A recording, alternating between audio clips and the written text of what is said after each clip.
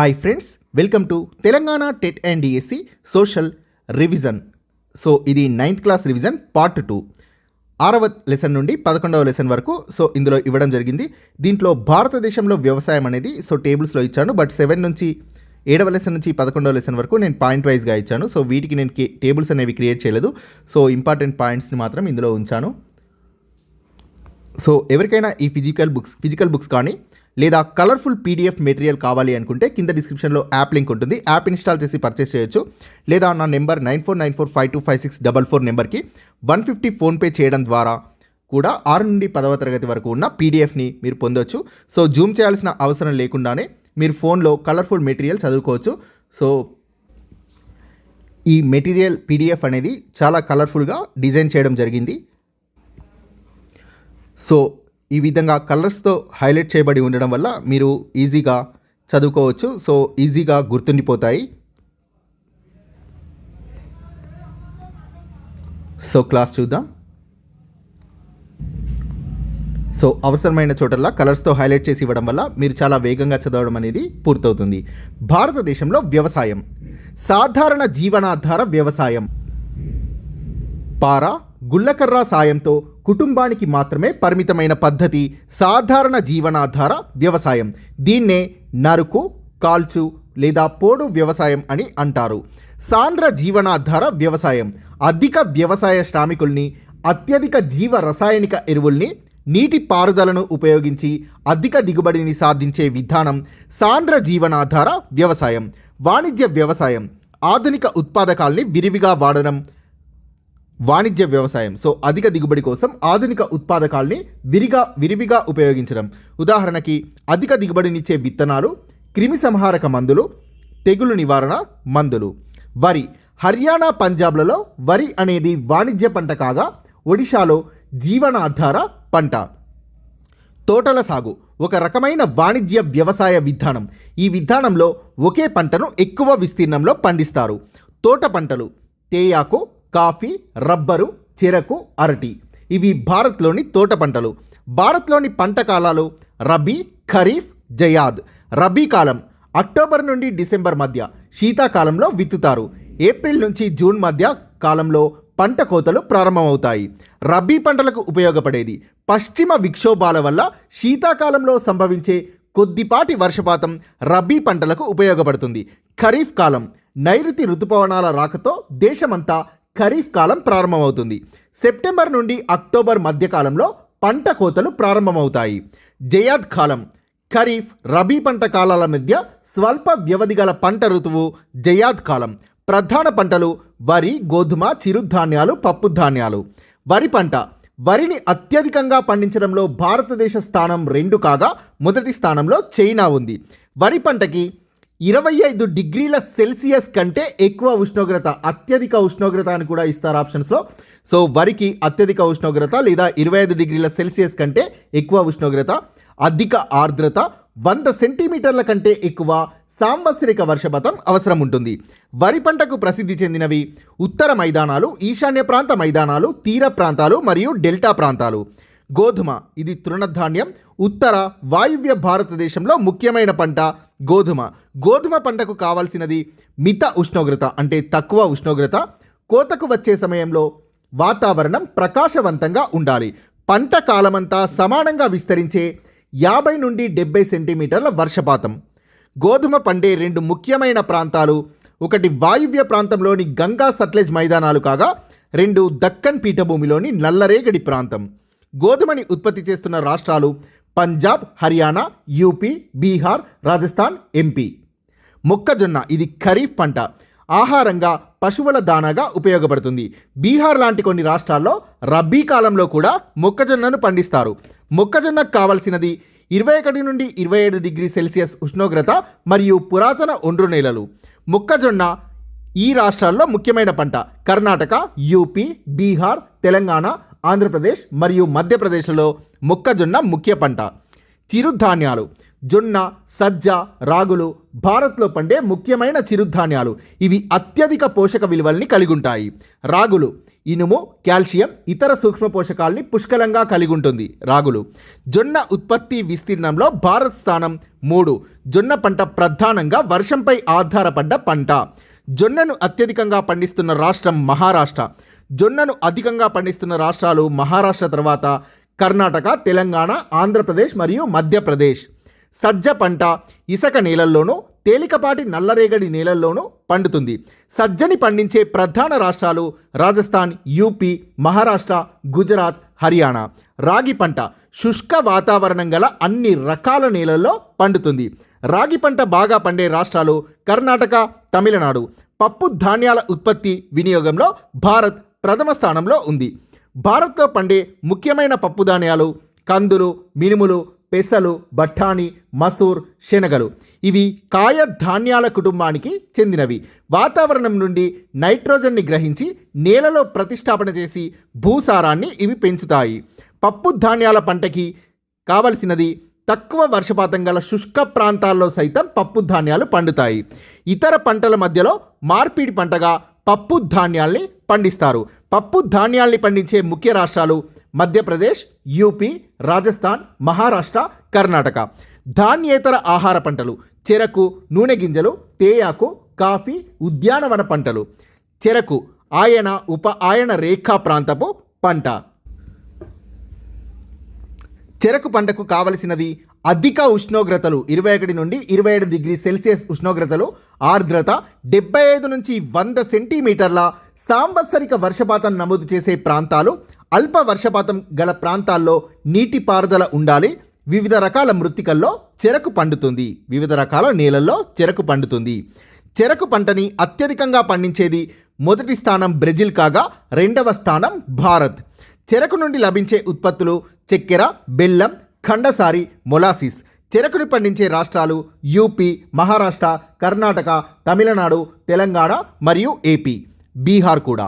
నూనె గింజల్ని అత్యధికంగా పండించే దేశం భారతదేశం. వీటిని ప్రధానంగా వంట నూనెలుగా వినియోగిస్తున్నారు. దేశ పంట విస్తీర్ణంలో నూనె గింజల శాతం 12%. అన్ని రకాల నూనె గింజలు కలిపి పంట దేశ విస్తీర్ణంలో 12% ఉన్నాయి. వేరుశెనగ ఖరీఫ్లో పెరుగుతుంది. మొత్తం నూనె గింజల్లో సగ భాగం వేరుశెనగ ఆక్రమిస్తోంది. వేరుశెనగని పండించే ముఖ్య రాష్ట్రాలు తెలంగాణ, ఏపీ, తమిళనాడు, కర్ణాటక, మహారాష్ట్ర, గుజరాత్. అవిశలు, ఆవాలు రబీలో పండించే పంటలు. అవిశలు, ఆవాలు. నువ్వులనేది ఖరీఫ్ మరియు రబీ పంట. ఉత్తర భారతదేశంలో ఖరీఫ్ పంటగా, దక్షిణ భారతదేశంలో రబీ పంటగా నువ్వులను పండిస్తారు. ఆముదాలు ఖరీఫ్, రబీ 2 కాలాల్లో ఆముదాల్ని పండిస్తారు. తేయాకు ఆయన ఉప ఆయన ప్రాంతపు పంట. చెరకు కూడా ఆయన ఉప ఆయన ప్రాంతపు పంట. తోట పంటల వ్యవసాయానికి ఉదాహరణ తేయాకు. బ్రిటిష్ వారిచే భారత్లో ప్రవేశపెట్టబడిన పానీయపు పంట తేయాకు. తేయాకుకి అత్యధిక శ్రామికులు మరియు నైపుణ్యం గల శ్రామికులు ఎక్కువగా అవసరం ఉంటుంది. లోతైన సారవంతమైన ఏటవాలు నేలలు తేయాకును పండించడానికి కావాలి. నీటిపారుదల వసతులు కలిగి ఉండాలి. హ్యూమస్, సేంద్రియ పదార్థం అధికంగా గల మృత్తికలు తేయాకు పంటకు అత్యంత అనుకూలం. వెచ్చని ఆర్ద్ర శీతోష్ణ స్థితితో పాటు హిమరహిత వాతావరణం సంవత్సరం పొడవునా ఉండాలి. తేయాకు పంటకు తరచుగా పడే వర్షపు జల్లులు సంవత్సరం పొడవునా విస్తరించి ఉంటే నాణ్యమైన తేయాకు పెరుగుతుంది. తేయాకు శుభ్రత తోటలోనే తేయాకుని శుభ్రపరుస్తారు. తేయాకును పండించే రాష్ట్రాలు అస్సోం, వెస్ట్ బెంగాల్, తమిళనాడు, కేరళ. తేయాకు ఉత్పత్తి మరియు ఎగుమతిలో భారత్ ముఖ్య పాత్ర పోషిస్తోంది. కాఫీ ప్రపంచ కాఫీ ఉత్పత్తిలో 4% భారత్లోనే పండుతోంది. కాఫీ మొక్క ప్రారంభంలో యెమెన్ నుండి తీసుకురాబడ్డ అరబికా కాఫీ మొక్కను దేశవ్యాప్తంగా పండిస్తున్నారు. కాఫీ పంట సాగు ప్రారంభంలో బాబా బుడాన్ కొండల్లో సాగు చేయబడింది. ప్రస్తుతం కర్ణాటక, కేరళ, తమిళనాడులోని నీలగిరి పర్వతాల్లో పండిస్తున్నారు కాఫీని. ఉద్యానవన పంటలు పండ్లు, కూరగాయల ఉత్పత్తిలో భారత్ ప్రపంచంలో ప్రథమ స్థానంలో ఉంది. ప్రపంచ కూరగాయల ఉత్పత్తిలో భారత్లో 13% పండిస్తున్నారు. ఆహారేతర పంటలు రబ్బరు, నార పంటలు, పత్తి, జనుము ఇవన్నీ కూడా ఆహారేతర పంటలు. రబ్బరు భూమధ్య రేఖా ప్రాంతపు పంట. కొన్ని ప్రత్యేక పరిస్థితుల్లో రబ్బరు పంటని ఆయన ఉప ఆయన రేఖా ప్రాంతాల్లో కూడా పండిస్తున్నారు. రబ్బరు పరిశ్రమలకు అవసరం అయ్యే ముడి సరుకు. రబ్బరు పంటకి కావలసినది అధిక వర్షపాతం, 200 సెంటీమీటర్ల కంటే ఎక్కువ వర్షపాతం రబ్బరు పంటకు కావాలి. అత్యధిక ఉష్ణోగ్రత 25 డిగ్రీల సెల్సియస్ కంటే అత్యధికంగా ఉష్ణోగ్రత రబ్బరు పంటకు కావాలి. రబ్బరు పంటకు ప్రసిద్ధి చెందినవి కేరళ, తమిళనాడు, కర్ణాటక, అండమాన్ నికోబార్ దీవులు, మేఘాలయలోని గారో కొండలు. ప్రపంచ రబ్బరు ఉత్పత్తిలో భారత్ స్థానం 5. నార పంటలు. పత్తి, జనుము, సహజ పట్టు మన దేశంలోని ముఖ్యమైన నార పంటలు. పత్తి, జనుము నేలల్లో పత్తి, జనుము అనేవి నేలల్లో పెరుగుతాయి.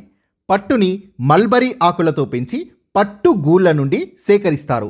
సెరికల్చర్ అంటే పట్టు ఉత్పత్తి కోసం పురుగుల్ని పెంచడం. పత్తి.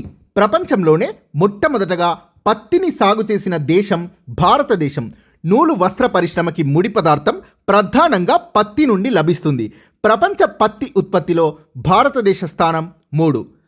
నేను లాంచ్ చేసిన టెస్ట్ సిరీస్లో ఈ భారతదేశంలో వ్యవసాయం నుంచి ఒక 150 క్వశ్చన్స్ వరకు ఇచ్చాను. అందులో ఒక పార్ట్ అన్లాక్ చేసి ఉంచాను, ఒకసారి రాయండి. దాంట్లో కంపేర్ చేస్తూ అన్నీ ఒకే దగ్గర ఎక్స్ప్లెనేషన్స్లో ఇవ్వడం జరిగింది. ఈ విధంగా భారతదేశం స్థానం ఎంత, ఇలాంటివి ఏ పంటకు ఎలాంటి వాతావరణం ఉండాలి అనేది కూడా ఒక టేబుల్లో వేసి ఇవ్వడం జరిగింది. మీకు అది చాలా హెల్ప్ఫుల్ అవుతుంది. ఒకటి అన్లాక్ చేసింది రాయండి. అలానే లైక్ చేయండి ఫ్రెండ్స్ మీకు కనుక ఈ వీడియో నచ్చినట్లయితే. పత్తి పంటకి అత్యంత అనుకూలమైనది శుష్క వాతావరణం గల దక్కన్ పీఠభూమిలోని నల్లరేగడి నేలలు, అధిక ఉష్ణోగ్రతలు, మిత వర్షపాతం, కనీసం 210 రోజుల మంచు రహిత వాతావరణం పత్తికి అనుకూలంగా ఉంటుంది. పత్తి అనేది ఖరీఫ్ పంట అయినప్పటికీ కాల వ్యవధి అనేది 6 నుండి 8 నెలలు ఉంటుంది. పత్తిని పండించే ప్రధాన రాష్ట్రాలు మహారాష్ట్ర, గుజరాత్, మధ్యప్రదేశ్, కర్ణాటక, తెలంగాణ, ఏపీ, తమిళనాడు, పంజాబ్, హర్యానా మరియు ఉత్తరప్రదేశ్. జనుము అనేది బంగారు పీచుగా ప్రసిద్ధి చెందింది. జనుము పంటకి అనుకూలంగా ఉండేది తరచుగా వరదల వల్ల మేటలు వేస్తూ బాగా నీటిపారుదల సౌకర్యం గల మైదాన ప్రాంతాలు జనుము పంటకు అనుకూలంగా ఉంటాయి. పంట పెరిగే సమయంలో అత్యధిక ఉష్ణోగ్రతలు అవసరం ఉంటుంది. జనుముని పండించే ముఖ్య రాష్ట్రాలు వెస్ట్ బెంగాల్, బీహార్, అసోం, ఒడిషా మరియు మేఘాలయ. జనుము ఉపయోగం గోనె సంచులు, చాపలు, తాళ్ళు, దారం, తివాచీలు తయారు చేస్తారు. జనుము మార్కెట్ కోల్పోవడానికి కారణం అధిక ధరలు, నైలాన్ మొదలైన సింథటిక్ దారాలు రావడం. ఈ ప్రత్యామ్నాయాలు, ఈ ఆల్టర్నేటివ్స్ అనేవి తక్కువ ధరలకు లభించడం. అయితే పర్యావరణానికి హితం చేసే, మేలు చేసే జనుముకి మళ్ళీ మార్కెట్ పెరుగుతోంది. వ్యవసాయ రంగంలో మహిళా కార్మికులు 70% ఉన్నారు. వ్యవసాయ రంగంలో ప్రభుత్వం 3 దశల్లో మార్పుల్ని ప్రవేశపెట్టింది. 1950 నుండి 65 వరకు, 1966 నుంచి 90 వరకు మరియు 1991 తర్వాత. 1950 నుండి 65 మొదటి దశలో భారత ప్రభుత్వం నీటిపారుదల సౌకర్యాలు, విద్యుత్ ప్రాజెక్టులపై అధిక మొత్తంలో పెట్టుబడుల్ని పెట్టింది. 1962-65 సంవత్సరాల్లో యుద్ధాల వల్ల ప్రభుత్వం అధికంగా డబ్బుని ఖర్చు చేసింది. 1965-66 తక్కువ వర్షపాతం నమోదుతో కరువు సంవత్సరాలుగా 1965-66ని ప్రకటించారు. 1966-90 రెండవ దశ విదేశాల్లో ఆవిష్కరించిన నూతన విత్తనాల్ని ప్రవేశపెట్టింది. వీటిని అధిక దిగుబడి వంగడాలు అని అంటారు. దేశ సాగు భూమిలో నీటిపారుదల వసతి కలిగిన భూమి 40%. ఈ శాతం గరిష్టంగా 55% వరకు మాత్రమే చేరగలదు. FCI food corporation of India, భారత ఆహార సంస్థ. 1967లో ప్రభుత్వం దగ్గర ఉన్న మొత్తం ఆహార ధాన్యాలు 19 లక్షల టన్నులు. 2010-11లో ఇది 220 లక్షల టన్నులకి పెరిగింది. మొత్తం ప్రపంచ ఆహార ధాన్యాల ఉత్పత్తిలో భారత్లో 1/10 వంతు ఉత్పత్తి అవుతుంది. హరిత విప్లవం మొదటగా ఉత్తరాది రాష్ట్రాలైన పంజాబ్, హర్యానా, ఉత్తరప్రదేశ్లోని కొంత ప్రాంతంలో ప్రవేశపెట్టారు హరిత విప్లవాన్ని. 1967 నుండి 91 మధ్య రైతులు తమ ఉత్పత్తుల్ని దేశీయ మార్కెట్లోనే భారత ఆహార సంస్థ ద్వారా ప్రభుత్వానికి విక్రయించేవారు. రబీ పంటలు గోధుమ, బార్లీ, బఠానీ, శనగలు, ఆవాలు. ఖరీఫ్ పంట వరి, మొక్కజొన్న, జొన్న, సజ్జ, కందులు, పెసలు, మినుములు, పత్తి, జనుము, వేరుశనగ, సోయాబీన్.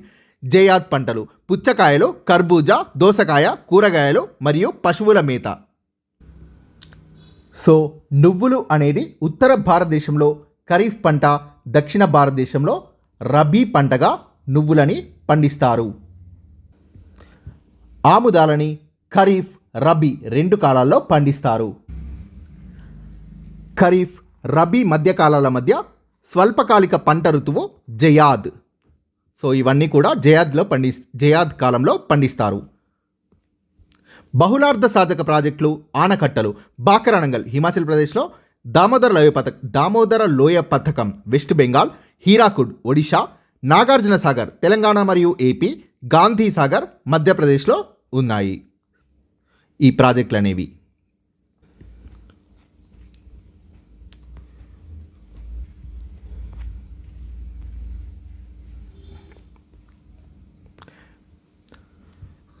సో పండ్ల తోటలు.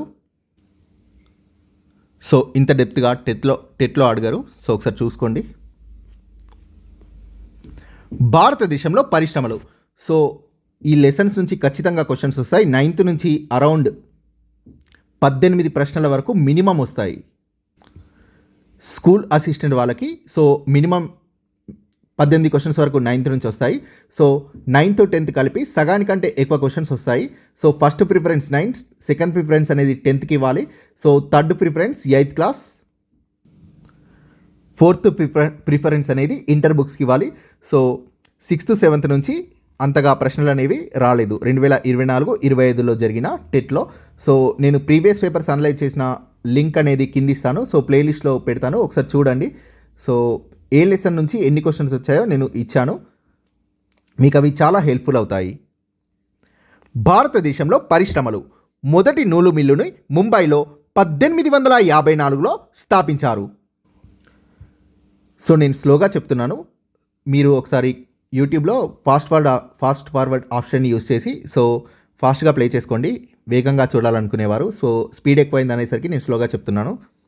2 ప్రపంచ యుద్ధాలు జరిగిన కాలంలో భారతదేశం ఇంగ్లాండ్కి వలస ప్రాంతంలో ఉంది.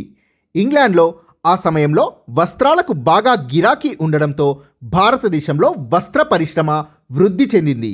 మొదటి జనపనార మిల్లుని కోల్కతా దగ్గర రిష్రాలో 1859లో స్థాపించారు. 1947లో దేశ విభజన తర్వాత జనపనార మిల్లులు భారతదేశంలో ఉండిపోయాయి. కానీ జనపనార ఉత్పత్తిలో 4/3 అంటే 3/4 ప్రాంతం బంగ్లాదేశ్లో ఉండిపోయింది. ఒకప్పటి తూర్పు పాకిస్తాన్ అయిన బంగ్లాదేశ్లో ఉండిపోయింది. భారతదేశంలో చాలా కాలం పాటు చేతి వృత్తులు, ప్రత్యేకించి బుట్ట తయారీ అనేది ప్రధాన పరిశ్రమగా ఉంది. వలస పాలనలో కొన్ని పరిశ్రమలు మినహా దేశంలో బలమైన పారిశ్రామిక పునాది అనేది వలస పాలనలో పడలేదు. భారతదేశాన్ని బ్రిటిష్ వారి వస్తువులకి మార్కెట్గా మలుచుకోవడమే బ్రిటిష్ వారి యొక్క విధానం. ఇది భారతదేశంలో సాంప్రదాయ కుటీర చేతి వృత్తుల్ని నాశనం చేసి ఆయా వృత్తుల వారు అధిక సంఖ్యలో నిరుద్యోగులు కావడానికి దారితీసింది. అనేక పారిశ్రామిక వస్తువుల్ని భారతదేశం దిగుమతి చేసుకునేది. 1947 తర్వాత దేశంలో పారిశ్రామిక ప్రగతికి అనేక చర్యల్ని తీసుకున్నారు. పరిశ్రమలు నెలకొల్పే ప్రదేశం. సో ఇలాంటివి చాలా ఇంపార్టెంట్. సో పరిశ్రమల్ని నెలకొల్పే ప్రదేశానికి కావలసినవి ఏంటి అని అడిగారు. సో ముడి సరుకుల లభ్యత, శ్రామికుల అందుబాటు, పెట్టుబడి, విద్యుత్, మార్కెట్ లాంటి అంశాలపై ఆధారపడి ఉంటుంది. ఒక్కొక్కసారి పట్టణాల్లో లేదా పట్టణాలకు దగ్గరగా పరిశ్రమల్ని నెలకొల్పుతారు. కాబట్టి పారిశ్రామికీకరణ, పట్టణీకరణ జంటగా పురోగమిస్తాయి. పట్టణ కేంద్రాలు కల్పించే అనేక సేవల్ని ఉపయోగించుకోవడానికి అనేక పరిశ్రమలు అక్కడ కేంద్రీకృతం అయ్యే ధోరణి కనబడుతుంది. వీటిని బృహత్ పారిశ్రామిక వ్యవస్థలు అంటారు. క్రమేపీ పెద్ద పారిశ్రామిక కేంద్రం ఏర్పడుతుంది. స్వాతంత్ర్యానికి పూర్వం అనేక పరిశ్రమలు విదేశీ వ్యాపారం దృష్ట్యా ముంబై, కోల్కతా, చెన్నై లాంటి రేవు పట్టణాల్లో ఏర్పడ్డాయి. ఫలితంగా చుట్టూ విశాల వ్యావసాయిక గ్రామీణ ప్రాంతాల్లో కూడిన పారిశ్రామికంగా అభివృద్ధి చెందిన పట్టణాలు ఏర్పడ్డాయి. వ్యవసాయ ఆధారిత పరిశ్రమలు. వ్యవసాయ ఉత్పత్తులపై ఆధారపడ్డ పరిశ్రమల్ని వ్యవసాయ ఆధారిత పరిశ్రమలు అంటారు. వస్త్ర పరిశ్రమ భారతదేశ ఆర్థిక వ్యవస్థలో పారిశ్రామిక ఉత్పత్తిలో వస్త్ర పరిశ్రమ వాటా 14%. వ్యవసాయం తర్వాత అత్యధిక ఉపాధిని కల్పించే పరిశ్రమ వస్త్ర పరిశ్రమ. ప్రత్యక్షంగా 45 మిలియన్ల మందికి ఉపాధిని కల్పిస్తోంది. విదేశీ మారక ద్రవ్యంలో 2017-18లో వస్త్ర పరిశ్రమ నుండి వస్తున్న వాటా 15%. జీడిపిలో వాటా 4%. ముడి సరుకు నుండి అత్యంత విలువైన ఉత్పత్తుల వరకు ఒక గొలుసు వలె విలువను చేర్చుతూ స్వావలంబన సాధించిన ఏకైక పరిశ్రమ వస్త్ర పరిశ్రమ. సో ఈ లైన్ ఇచ్చి ఆ పరిశ్రమ ఏదో అడిగారు, ప్రీవియస్ స్టేట్ బిట్ ఇది. వస్త్ర పరిశ్రమ. నూలు వస్త్రాలు 18వ శతాబ్దం తర్వాత మరమగ్గాలు వాడకంలోకి వచ్చాయి. వీటి సాయంతో ఇంగ్లాండ్లో నూలు వస్త్రాల్ని అధిక మొత్తంలో ఉత్పత్తి చేసి వాటిపై పన్నులు తక్కువగా ఉండడం వల్ల ఆ వస్త్రాల్ని తక్కువ ధరకు అమ్మేవారు. ఇంగ్లాండ్లో మిల్లులో తయారైన బట్టతో పోటీ పడలేక మన సాంప్రదాయ వృత్తులు దెబ్బతిన్నాయి. ప్రస్తుతం దేశంలో 1600 నూలు మిల్లులు ఉన్నాయి. వీటిల్లో 80% ప్రైవేట్ రంగంలో, మిగిలినవి ప్రభుత్వ సహకార రంగాల్లో ఉన్నాయి. 4 నుండి 10 వరకు మగ్గాలు ఉండే చిన్న కర్మాగారాలు వేల సంఖ్యలో ఉన్నాయి. తొలి సంవత్సరాల్లో పత్తి బాగా పండే గుజరాత్, మహారాష్ట్రలో వస్త్ర పరిశ్రమలు కేంద్రీకృతమై ఉండేవి. ఈ పరిశ్రమకు వ్యవసాయానికి దగ్గర సంబంధం ఉంది. వస్త్ర పరిశ్రమకు మరియు వ్యవసాయానికి దగ్గర సంబంధం ఉంది. నూలు వడకడం ఇప్పటికీ మహారాష్ట్ర, గుజరాత్, తమిళనాడులో కేంద్రీకృతమై ఉంది. నూలు వడకడంలో భారతదేశానికి ప్రపంచ స్థాయి నాణ్యత ఉన్న ఈ నాణ్యమైన దారాన్ని ఉపయోగించుకునే సామర్థ్యం లేనందున నేసిన బట్ట అంత నాణ్యంగా ఉండడం లేదు. సో ఇలాంటి లైన్స్ వచ్చినప్పుడు సో చాలా చాలా ఇంపార్టెంట్, చదువుకోండి. నూలు వడకడంలో భారతదేశానికి ప్రపంచ స్థాయి నాణ్యత ఉన్న నేసిన బట్ట అంత నాణ్యంగా ఉండకపోవడానికి కారణం ఏంటి అని అడుగుతారు. సో ఈ నాణ్యమైన దారాన్ని ఉపయోగించుకునే సామర్థ్యం లేకపోవడం వల్ల. భారతదేశం జపాన్కి నూలుని ఎగుమతి చేస్తుంది. భారత్ నుండి నూలు వస్త్రాల్ని దిగుమతి చేసుకునే దేశాలివి. జనపనార పరిశ్రమ. జనపనార వస్తువుల ఉత్పత్తిలో ప్రపంచంలో మొదటి స్థానంలో ఉన్న దేశం భారత్. ఎగుమతుల విషయంలో భారత్ స్థానం 2, మొదటి స్థానం బంగ్లాదేశ్. భారత్లో ఉన్న జనపనార మిల్లులు సుమారు 70. వీటిల్లో అనేకం వెస్ట్ బెంగాల్లో హుగ్లీ నదీ తీరం వెంట 98 కిలోమీటర్ల పొడవు, 3 కిలోమీటర్ల వెడల్పుతో కేంద్రీకృతం అయి ఉన్నాయి. హుగ్లీ తీరం వెంట నెలకొల్పబడడానికి కారణాలు: జనపనార ఉత్పత్తి చేసే ప్రాంతాలు దగ్గరగా ఉండడం. జనపనార పరిశ్రమలు హుగ్లీ తీరం వెంట నెలకొల్పబడడానికి కారణాలు ఇవి. సో జనపనార ఉత్పత్తి చేసే ప్రాంతాలు దగ్గరగా ఉండడం, నీటిపై తక్కువ ఖర్చుతో రవాణా అందుబాటులో ఉండడం, ఇతర రైలు, రోడ్డు, నీటి మార్గాలు ఉండడం, వెస్ట్ బెంగాల్, పక్క రాష్ట్రాలైన బీహార్, ఒడిషా, ఉత్తరప్రదేశ్ల నుండి కార్మికులు తక్కువ వేతనాలకు అందుబాటులో ఉండడం. జనపనార వస్తువుల ఎగుమతికి బ్యాంకింగ్, బీమా, రేవు సౌకర్యాల్ని కల్పించే పెద్ద పట్టణ కేంద్రం కోల్కతా. ఉపాధి: జనపనార పరిశ్రమ 2.61 లక్షల కార్మికులకు ప్రత్యక్షంగా ఉపాధిని కల్పిస్తుంది. పరోక్షంగా జనుము, గోగు సాగు చేసే 40 లక్షల చిన్న, సన్న రైతులకు మద్దతు ఇస్తోంది. పరోక్షంగా కూడా జనపనార పరిశ్రమపై చాలామంది ఆధారపడి ఉన్నారు. జనపనారకు బదులుగా రసాయనికంగా తయారు చేసిన వస్తువుల నుండి అంతర్జాతీయంగా పోటీ ఎదురవుతోంది. Bangladesh, Brazil, Philippines, Egypt, Thailand లాంటి ఇతర ఎగుమతిదారుల నుండి పోటీ లాంటి సవాళ్లను ఈ పరిశ్రమ ఎదుర్కొంటోంది. జనపనార పరిశ్రమ. జనపనారను ప్యాకేజింగ్కి తప్పనిసరిగా ఉపయోగించాలి అనే ప్రభుత్వ విధానం వల్ల దేశంలో వీటి ఉత్పత్తులకు గిరాకీ పెరుగుతోంది. 2005లో ఉత్పత్తి నాణ్యతలు పెంచడం, జనుము రైతులకు మంచి ధర లభించేలా చూడడం, హెక్టార్కి దిగుబడులు పెంచడం లాంటి ఉద్దేశాలతో జాతీయ జనపనార విధానాన్ని రూపొందించారు. జనపనారకి ప్రధాన మార్కెట్లు America, Canada, Russia, United Arab Emirates, England, Australia లాంటివి. పర్యావరణానికి హాని కలిగించని, అంతిమంగా ప్రకృతిలో కలిసిపోయే పదార్థాలకు ప్రపంచవ్యాప్తంగా ప్రాముఖ్యత పెరగడంతో జనపనార ఉత్పత్తులకు గిరాకీ పెరుగుతోంది. పంచదార పరిశ్రమ. ప్రపంచంలో పంచదార ఉత్పత్తిలో 2వ స్థానంలో ఉన్న దేశం భారతదేశం.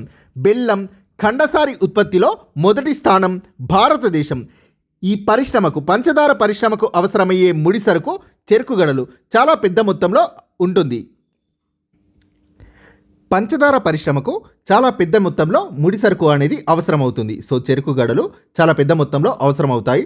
సో రవాణాలో చెరుకు గడలోని సుక్రోజ్ శాతం అనేది తగ్గుతుంది రవాణాలో. సో దేశంలో ఈ రాష్ట్రాల్లో 460 చక్కెర మిల్లులు ఉన్నాయి. సో 60% మిల్లులు, సో చాలా ఇంపార్టెంట్, 60% మిల్లులు ఉత్తరప్రదేశ్ మరియు బీహార్లలో ఉన్నాయి. ఈ చక్కెర మిల్లుల్లో 60% ఉత్తరప్రదేశ్ మరియు బీహార్లలో ఉన్నాయి. చక్కెర పరిశ్రమ సంవత్సరంలో కొన్ని నెలలు మాత్రమే పనిచేస్తుంది, కాబట్టి ఇది సహకార రంగానికి అనువైంది. ఇటీవలి కాలంలో పంచదార కర్మాగారాలు, సో ఇది 2024 డిఎస్సి బిట్. ఇది ఇటీవలి కాలంలో పంచదార కర్మాగారాలు దక్షిణ పశ్చిమ రాష్ట్రాలకు, ప్రత్యేకించి మహారాష్ట్రకు మారి అక్కడ కేంద్రీకృతమవడానికి కారణం ఈ ప్రాంతాల్లో ఉత్పత్తి అయ్యే చెరకులో సుక్రోజ్ శాతం ఎక్కువగా ఉండడం. సో ఇది ఆప్షన్స్లో ఇచ్చారు. సో ఇది ఆన్సర్. సో ఇంకొక ఆప్షన్ కూడా, సో ఇది ఇచ్చారు, చెరుకు గడలోని సుక్రోజ్ శాతం తగ్గడం అనే ఆప్షన్ కూడా సో ఇచ్చారు. సో డైరెక్ట్ ఈ లైన్ డిఎస్సిలో వచ్చింది. ఈ ప్రాంతాల్లో ఉత్పత్తి అయ్యే చెరుకులో సుక్రోజ్ శాతం ఎక్కువగా ఉండడం వల్ల పంచదార కర్మాగారాలు దక్షిణ పశ్చిమ రాష్ట్రాలకు, ప్రత్యేకించి మహారాష్ట్రకు మారి అక్కడ కేంద్రీకృతం అయ్యాయి. వాతావరణం చల్లగా ఉండడం వల్ల కూడా చెరకు నరికే కాలాన్ని పొడిగించవచ్చు. ఈ రాష్ట్రాల్లో సహకార కర్మాగారాలు బాగా పనిచేస్తున్నాయి. ఖనిజ ఆధారిత పరిశ్రమలు. ఇనుము, ఉక్కు కర్మాగారాలకు అవసరమైన ఖనిజాలు ప్రధానంగా భారత ద్వీపకల్ప భాగంలో ఉన్నాయి. కాబట్టి ఈ ఖనిజాలు ఉండే ప్రాంతాల్లోనే ఇనుము, ఉక్కు కర్మాగారాలు కూడా ఉన్నాయి. కర్మాగారాలు నడవడానికి అత్యవసరమైన ఇంధన వనరులపై కూడా ఈ ఖనిజ ఆధారిత పరిశ్రమలు ఆధారపడి ఉన్నాయి. ఇనుము, ఉక్కు కర్మాగారాలు. ఇనుము, ఉక్కు పరిశ్రమలు మౌలిక పరిశ్రమలు, బేసిక్ ఇండస్ట్రీస్. ఉక్కు ఉత్పత్తి, వినియోగాన్ని తరచుగా దేశ ప్రగతికి సూచికగా ఉపయోగిస్తారు. ఇనుము, ఉక్కు పరిశ్రమల్లో ఇనుప ఖనిజం, కోక్ బొగ్గు, సున్నపురాయి సుమారుగా 4:2:1 నిష్పత్తిలో అవసరం అవుతాయి. ఉక్కు గట్టిగా ఉండేలా చేయడానికి కొంత మోతాదులో మ్యాంగనీస్ కూడా అవసరం అవుతుంది. ప్రస్తుతం భారత్ ఏటా 32.8 మిలియన్ టన్నుల ఉక్కు ఉత్పత్తితో ప్రపంచంలో ముడి ఉక్కు ఉత్పత్తిదారులలో 9వ స్థానంలో ఉంది. దుక్క ఇనుము ఉత్పత్తిలో మొదటి స్థానంలో ఉన్న దేశం భారతదేశం. పెద్ద ఎత్తున ఉక్కు ఉత్పత్తి చేస్తున్నప్పటికీ తలసరి వార్షిక వినియోగం మాత్రం 32 కిలోలు మాత్రమే ఉంది. అల్యూమినియం శుద్ధి. భారతదేశ లోహ పరిశ్రమల్లో అల్యూమినియం శుద్ధి 2వ స్థానాన్ని ఆక్రమిస్తుంది. అల్యూమినియం తేలిగ్గా ఉంటుంది, తుప్పు పట్టదు, వేడిని బాగా ప్రసరింపజేస్తుంది, కావలసినట్టు మలుచుకోవచ్చు. ఇతర లోహాలతో కలిపినప్పుడు బాగా దృఢంగా అవుతుంది. అల్యూమినియంని విమానాలు, పాత్రలు, తీగల తయారీలో ఉపయోగిస్తారు. అనేక పరిశ్రమల్లో ఉక్కు, రాగి, జింకు, సీసం లాంటి వాటికి ప్రత్యామ్నాయంగా అల్యూమినియం ఆదరణ పొందుతోంది. భారతదేశంలో మొత్తం 8 అల్యూమినియం శుద్ధి కర్మాగారాలు ఉన్నాయి. సో ఫ్రీక్వెంట్గా అడిగే క్వశ్చన్ ఇది. సో అందులో 2 ఒడిశాలోనే ఉన్నాయి. ఒకటి నాల్కో కాగా మరొకటి బాల్కో. నాల్కో అంటే national aluminium company limited, BALCO అంటే Bharat aluminium company limited. So 8 2 ఒడిశాలో ఉన్నాయి. మిగిలినవి వెస్ట్ బెంగాల్, కేరళ, యూపీ, ఛత్తీస్గఢ్, మహారాష్ట్ర, తమిళనాడులో ఉన్నాయి. 2004లో భారత్ 600 మిలియన్ టన్నులకు పైగా అల్యూమినియంని ఉత్పత్తి చేసింది. అల్యూమినియం శుద్ధి కర్మాగారాల్లో ఉపయోగించే బాక్సైట్ ముదురు ఎరుపు రంగులో ఉండే రాయి. ఇది పెద్ద మొత్తంలో అవసరమవుతుంది. సో ఇది 2024 టెడ్ బిట్. ఈ పరిశ్రమ నెలకొల్పడానికి అనువైన ప్రదేశాన్ని ఎంపిక చేయడంలో క్రమం తప్పని విద్యుత్తు సరఫరా, తక్కువ ధరకు ముడి పదార్థాల సరఫరా కీలక పాత్రని పోషిస్తాయి. ఇది కూడా టెట్ 2024 బిట్. రసాయనిక పరిశ్రమలు. దేశ స్థూల ఉత్పత్తి లేదా జీడిపికి సుమారుగా 3% ఈ రసాయనిక రంగం నుండి వస్తుంది. పరిమాణ రీత్యా ఆసియాలో 3వ స్థానం, ప్రపంచంలో 12వ స్థానాన్ని ఆక్రమిస్తోంది. దీంట్లో భారీ చిన్న తరహా పరిశ్రమలు ఉన్నాయి. కర్బన రసాయనిక, అకర్బన రసాయనిక రంగాల రెండిట్లోనూ వేగంగా పెరుగుదల ఉంది. మూలక రసాయనికాల్లో గంధకిక ఆమ్లం, నత్రికామ్లం, క్షార పదార్థాలు, సోడా యాష్, కాస్టిక్ సోడా ముఖ్యమైనవి. గంధకిక ఆమ్లంలో రసాయనిక ఎరువులు, సింథటిక్ దారాలు, ప్లాస్టిక్, జిగురు, రంగులు, అద్దకం రంగులు వంటి వాటిల్లో ఉపయోగిస్తారు. గంధకిక్ ఆమ్లంని ఇంగ్లీష్లో సల్ఫ్యూరిక్ యాసిడ్ అని అంటారు.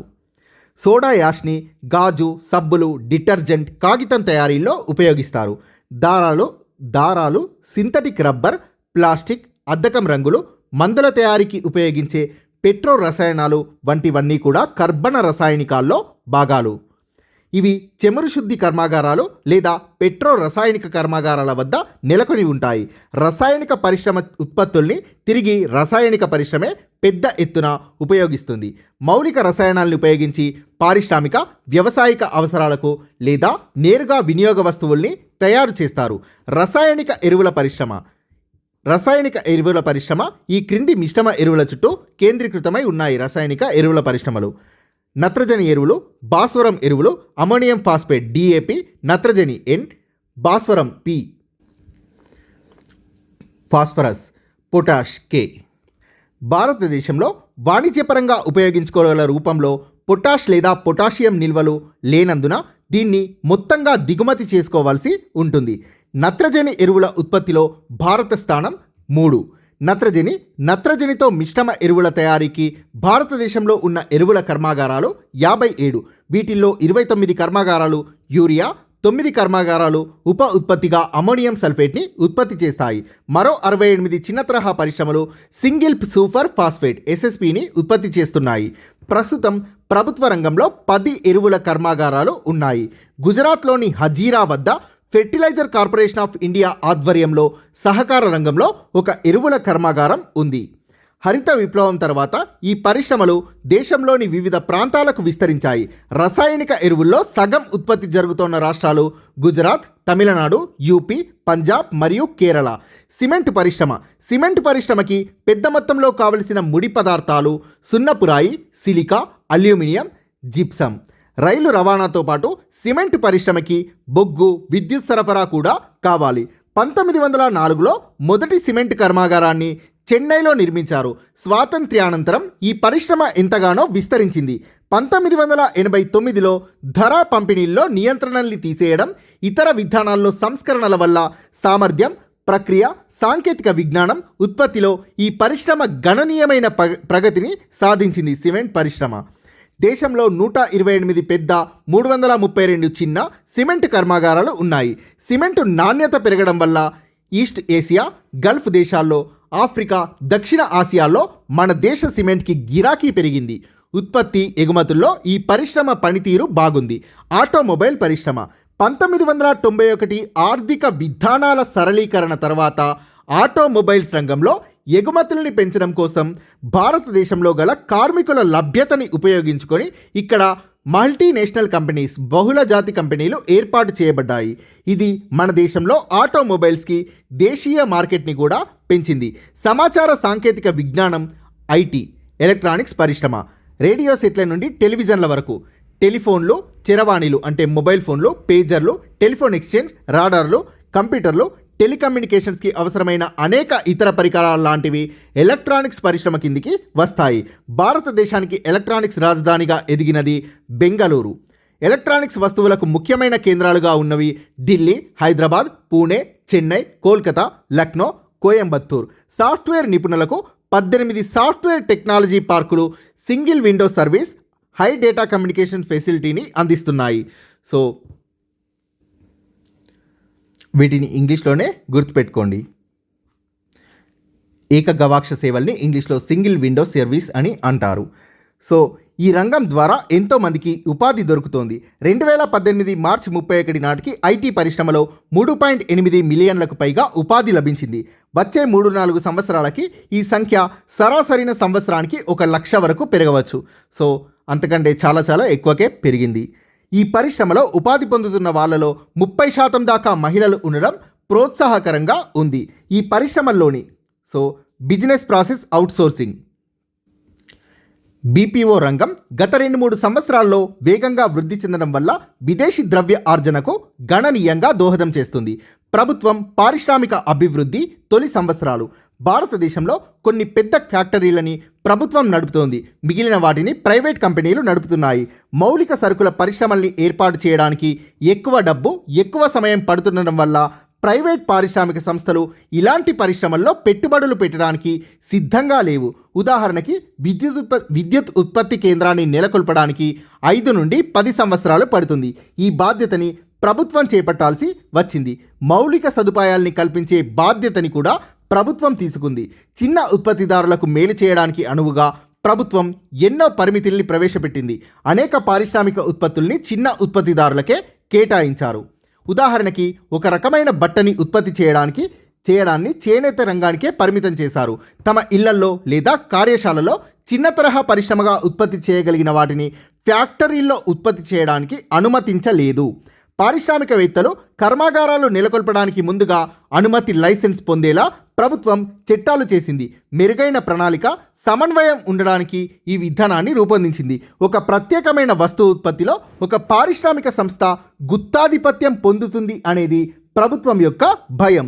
ఇలా జరిగితే పోటీ అనేదే లేకుండా పారిశ్రామికవేత్తలు తమ ఉత్పత్తులకు వినియోగదారుల నుండి అధిక ధరల్ని వసూలు చేయొచ్చు. ఫ్యాక్టరీలు ఉత్పత్తి చేసే సరుకుల మోతాదుని కూడా ప్రభుత్వం నియంత్రించేది. కొన్ని వస్తువుల విషయంలో వాటి అమ్మకం ధరల్ని కూడా ప్రభుత్వం నియంత్రించేది. తలెత్తుతున్న సమస్యలు. ఇలాంటి పారిశ్రామిక విధానాల వల్ల కాలక్రమంలో పరిశ్రమల ప్రగతి అనేది కుంటుపడింది. ప్రభుత్వ కార్యాలయాల నుండి అనుమతి పొందడానికి ఎన్నో సంవత్సరాలు వేచి ఉండాల్సి వచ్చేది. దరఖాస్తుల పరిశీలనలో పరిపాలనా సంబంధమైన ఆటంకాలు ఎన్నో ఉండేవి. ఇవి లంచాలు అనే అనారోగ్యకరమైన పరిస్థితికి దారితీసింది. లైసెన్సింగ్ విధానాన్ని దురుపయోగం చేసిన సందర్భాలు చాలా ఉన్నాయి. రాజకీయ సంబంధాలు ఉన్న వాళ్ళ పట్ల, ఆర్థికంగా బలవంతులైన వాళ్ళ పట్ల పక్షపాతంతో వ్యవహరించేవాళ్ళు. వీరు ఒకటి కంటే ఎక్కువ లైసెన్సుల్ని చేజిక్కించుకునేవారు. ఒకదానితో ఒకటి సంబంధం లేని అనేక ఉత్పత్తులకు ఒక్కటే లైసెన్స్ని పొందేవారు. 1970-80లలో భారత్లోని పారిశ్రామిక కుటుంబాల్లో చాలా వాటికి ప్రధాన పారిశ్రామిక వస్తువుల్లో చాలా వాటికి ఉత్పత్తి లైసెన్స్ ఉండేది. కొత్తగా పారిశ్రామిక రంగంలోకి ప్రవేశించడానికి చాలా తక్కువ మందికి అవకాశం దొరికేది. ప్రభుత్వం కొన్ని వస్తువుల ధరల్ని నియంత్రించినప్పుడు ఈ వస్తువుల ఉత్పత్తిదారులు అధిక ఉత్పత్తి వల్ల లాభం లేదు అని భావించేవారు. ఈ విధంగా ధరల్ని నియంత్రించడం వల్ల వస్తువులకు కొరత ఉండేది. ఈ కొరతలకు భారతీయ పరిశ్రమను నియంత్రించే ప్రభుత్వ విధానాన్ని, ప్రత్యేకించి దాని లైసెన్సింగ్ విధానాన్ని విమర్శించేవారు. చిన్న ఉత్పత్తిదారుల సంరక్షణకు చేపట్టిన చర్యలు కూడా ఆశించిన ఫలితాలను ఇవ్వలేదు. పెద్ద ఉత్పత్తిదారులే చిన్న ఉత్పత్తిదారుల ముసుగులో ఉత్పత్తి చేసేవారు. భారత పరిశ్రమల్లో గుర్తించిన మరొక ముఖ్యమైన సమస్య కొన్ని ఉత్పత్తుల్లో నాణ్యత లోపించడం. భారత పారిశ్రామిక ఉత్పత్తిదారుల మధ్య పోటీ లేని కారణంగా నాణ్యమైన వస్తువులు ఉత్పత్తి కావడం లేదని భావించారు. ప్రైవేట్ వ్యక్తుల చేతుల్లో ఉన్న పరిశ్రమల్లో సైతం ప్రభుత్వ నియంత్రణల వల్ల పోటీ అనేది తక్కువగా ఉండేది. కొత్త యంత్రాల కొనుగోలు, కొత్త పరిశ్రమల స్థాపన వంటి వాటిపై నియంత్రణలుండేవి. యంత్రాలు, ముడి సరుకులతో సహా పారిశ్రామిక వస్తువుల ఎగుమతి, దిగుమతులపై పరిమితులు ఉండేవి. ఇలాంటి అన్ని పనులకు ప్రైవేటు ఉత్పత్తిదారులు ప్రభుత్వం నుండి అనుమతి, లైసెన్స్ పొందాల్సి వచ్చేది. ముఖ్యమైన పారిశ్రామిక వస్తువుల ధరల్ని ప్రభుత్వం నిర్ణయించేది. ఉత్పత్తిదారులు ఆ ధరకే అమ్మాల్సి వచ్చేది. ప్రభుత్వ నియంత్రణల వల్ల భారతీయ పరిశ్రమ వేగంగా వృద్ధి చెందడం లేదని, సాంకేతికంగా అభివృద్ధి చెందడం లేదని, అధిక ధరలకు వస్తువుల్ని ఉత్పత్తి చేస్తోందని చాలామంది భావించసాగారు. ప్రభుత్వ పారిశ్రామిక రంగాల విషయంలో ఈ పరిశ్రమల నిర్వహణకు ప్రతి సంవత్సరం కొన్ని నిధుల్ని కేటాయించేవారు. కాలక్రమంలో ఇవి స్వతంత్రం అయినా ప్రభుత్వానికి ఆదాయం సమకూరుస్తాయని భావించేవారు. అయితే అనేక ప్రభుత్వ రంగ కర్మాగారాల్లో పరిస్థితి ఇందుకు విరుద్ధంగా ఉండేది. వీటికి ప్రభుత్వ సాయం నిరంతరం అవసరమైతూ ఉండేది. వీటి నిర్వహణలో ప్రభుత్వ జోక్యం కొనసాగుతూ ఉండేది. ఆశించిన దానికంటే వాటి పని చాలా నిరాశాజనకంగా ఉండేది. నూతన పారిశ్రామిక విధానం. ప్రభుత్వం తాను అనుసరిస్తున్న పారిశ్రామిక విధానాల్ని 1990లలో పునః సమీక్షించుకొని కొత్త పారిశ్రామిక విధానాన్ని ప్రకటించారు. అంతకు ముందు వరకు కేవలం ప్రభుత్వానికి కేటాయించిన అనేక పనుల్లో ఇప్పుడు ప్రైవేట్ పరిశ్రమల్ని అనుమతించసాగారు. ఫ్యాక్టరీల్లో తయారైన వినియోగ వస్తువులు దేశంలోకి దిగుమతి చేసుకునేలా ప్రభుత్వం చట్టాల్ని సడలించింది. భారతదేశంలో పారిశ్రామిక కార్యకలాపాల్ని, ప్రత్యేకించి కొత్త వాణిజ్యవేత్తల్ని ప్రోత్సహించడానికి అనేక ప్రభుత్వ నియమాల్ని సరళీకృతం చేశారు. ప్రభుత్వ ఆధీనంలోని పరిశ్రమల సామర్థ్యాన్ని పెంచడానికి వాటిల్లో కొన్నింటిని అమ్మేశారు. ఈ పరిశ్రమల నిర్వహణకు ప్రభుత్వం కేటాయించే నిధుల్ని కూడా తగ్గించేశారు. ప్రభుత్వ జోక్యం లేకుండా స్వతంత్రంగా నిర్ణయాలు తీసుకోవడానికి ఈ కంపెనీల్ని అనుమతించసాగారు. కొత్త సాంకేతిక విజ్ఞానం దేశంలోకి వచ్చేలా, ఉత్పత్తి చేసిన సరుకుల్ని విదేశాలకు ఎగుమతి చేసేలా ప్రోత్సహించడానికి విదేశీ, ప్రైవేట్, ప్రభుత్వ కంపెనీల్ని భారతదేశంలో పరిశ్రమలు స్థాపించడానికి ప్రోత్సహించసాగారు. పారిశ్రామిక విధానాల ప్రభావం. పారిశ్రామిక సంస్థల సంఖ్య పెరిగినా ఉపాధి ఆశించినంతగా పెరగలేదు. ఎక్కువగా చిన్న చిన్న ఉద్యోగాలే కల్పించబడ్డాయి. ప్రస్తుతం భారతదేశంలో సంఘటిత రంగంగా వ్యవహరించే 2 లక్షల పెద్ద కర్మాగారాలు ఉన్నాయి. అసంఘటిత రంగంగా పేర్కొనే 3 కోట్ల చిన్న పారిశ్రామిక కేంద్రాలు ఉన్నాయి. ఇవన్నీ కలిపి దేశంలోని 46 కోట్ల కార్మిక వర్గంలో 1/5 అంటే 1/5 వంతుకి ఉపాధిని కల్పిస్తున్నాయి. కొత్త పారిశ్రామిక విధానాల్ని ప్రవేశపెట్టాక చిన్న సంస్థల పాత్ర తగ్గి వస్తువుల ఉత్పత్తిలో పెద్ద పరిశ్రమలు ముందుకు రావడం అనేది ఒక ముఖ్యమైన పరిణామం. పారిశ్రామిక రంగంలో ఉపాధి అవకాశాలని కల్పించడం భారతదేశ పారిశ్రామిక విధానం యొక్క మరొక ముఖ్య ఉద్దేశం. కర్మాగారాల్లో ఉపాధి పొందే కార్మికుల శాతం ఆ దేశ ఆర్థిక అభివృద్ధికి ముఖ్యమైన సూచికగా పరిగణిస్తారు. కార్మికులకు మెరుగైన జీతాలు, మెరుగైన సురక్షిత పని పరిస్థితులు, ఆరోగ్య వైద్య సదుపాయాల్ని పరిశ్రమలు కల్పించేలా భారత్లో అనేక చట్టాలు చేశారు. అనేక కొత్త పరిశ్రమలు ఏర్పడతాయని, కాలక్రమంలో కార్మికుల్లో అధిక శాతం సంపాదన పెరుగుతుందని ఆశించినా భారత్లో ఇలా జరగలేదు. కార్మికుల్లో చాలామంది కావలసిన నైపుణ్యాలు, శిక్షణ లేకుండా చిన్న పారిశ్రామిక కేంద్రాల్లో ఉపాధి పొందుతున్నారు. ఇవి కార్మికులకు తక్కువ జీతాలు ఇస్తాయి. వైద్య ప్రయోజనాలు, పని భద్రత తక్కువగా ఉంటాయి. ఆశించిన దానికి విరుద్ధంగా పెద్ద పరిశ్రమలు కొత్త సాంకేతిక విజ్ఞానంతో కార్మికుల్ని తగ్గించుకోసాగాయి. యంత్రాలతో పని చేయించడం పెరగడంతో పెద్ద కర్మాగారాల్లో ఉపాధి సంఖ్య పెరగలేదు. కర్మాగార ఆధారిత వస్తువుల ఉత్పత్తి పెరిగింది. భారతదేశం పారిశ్రామికీకరణ చెందడంలో మౌలిక పరిశ్రమలను ఏర్పాటు చేయడం అనేది భారతీయ నాయకులు తీసుకున్న మొదటి చర్య. ఆ పరిశ్రమల్ని స్థాపించడం వల్ల సంబంధిత సరుకుల ఉత్పత్తి పెరిగింది.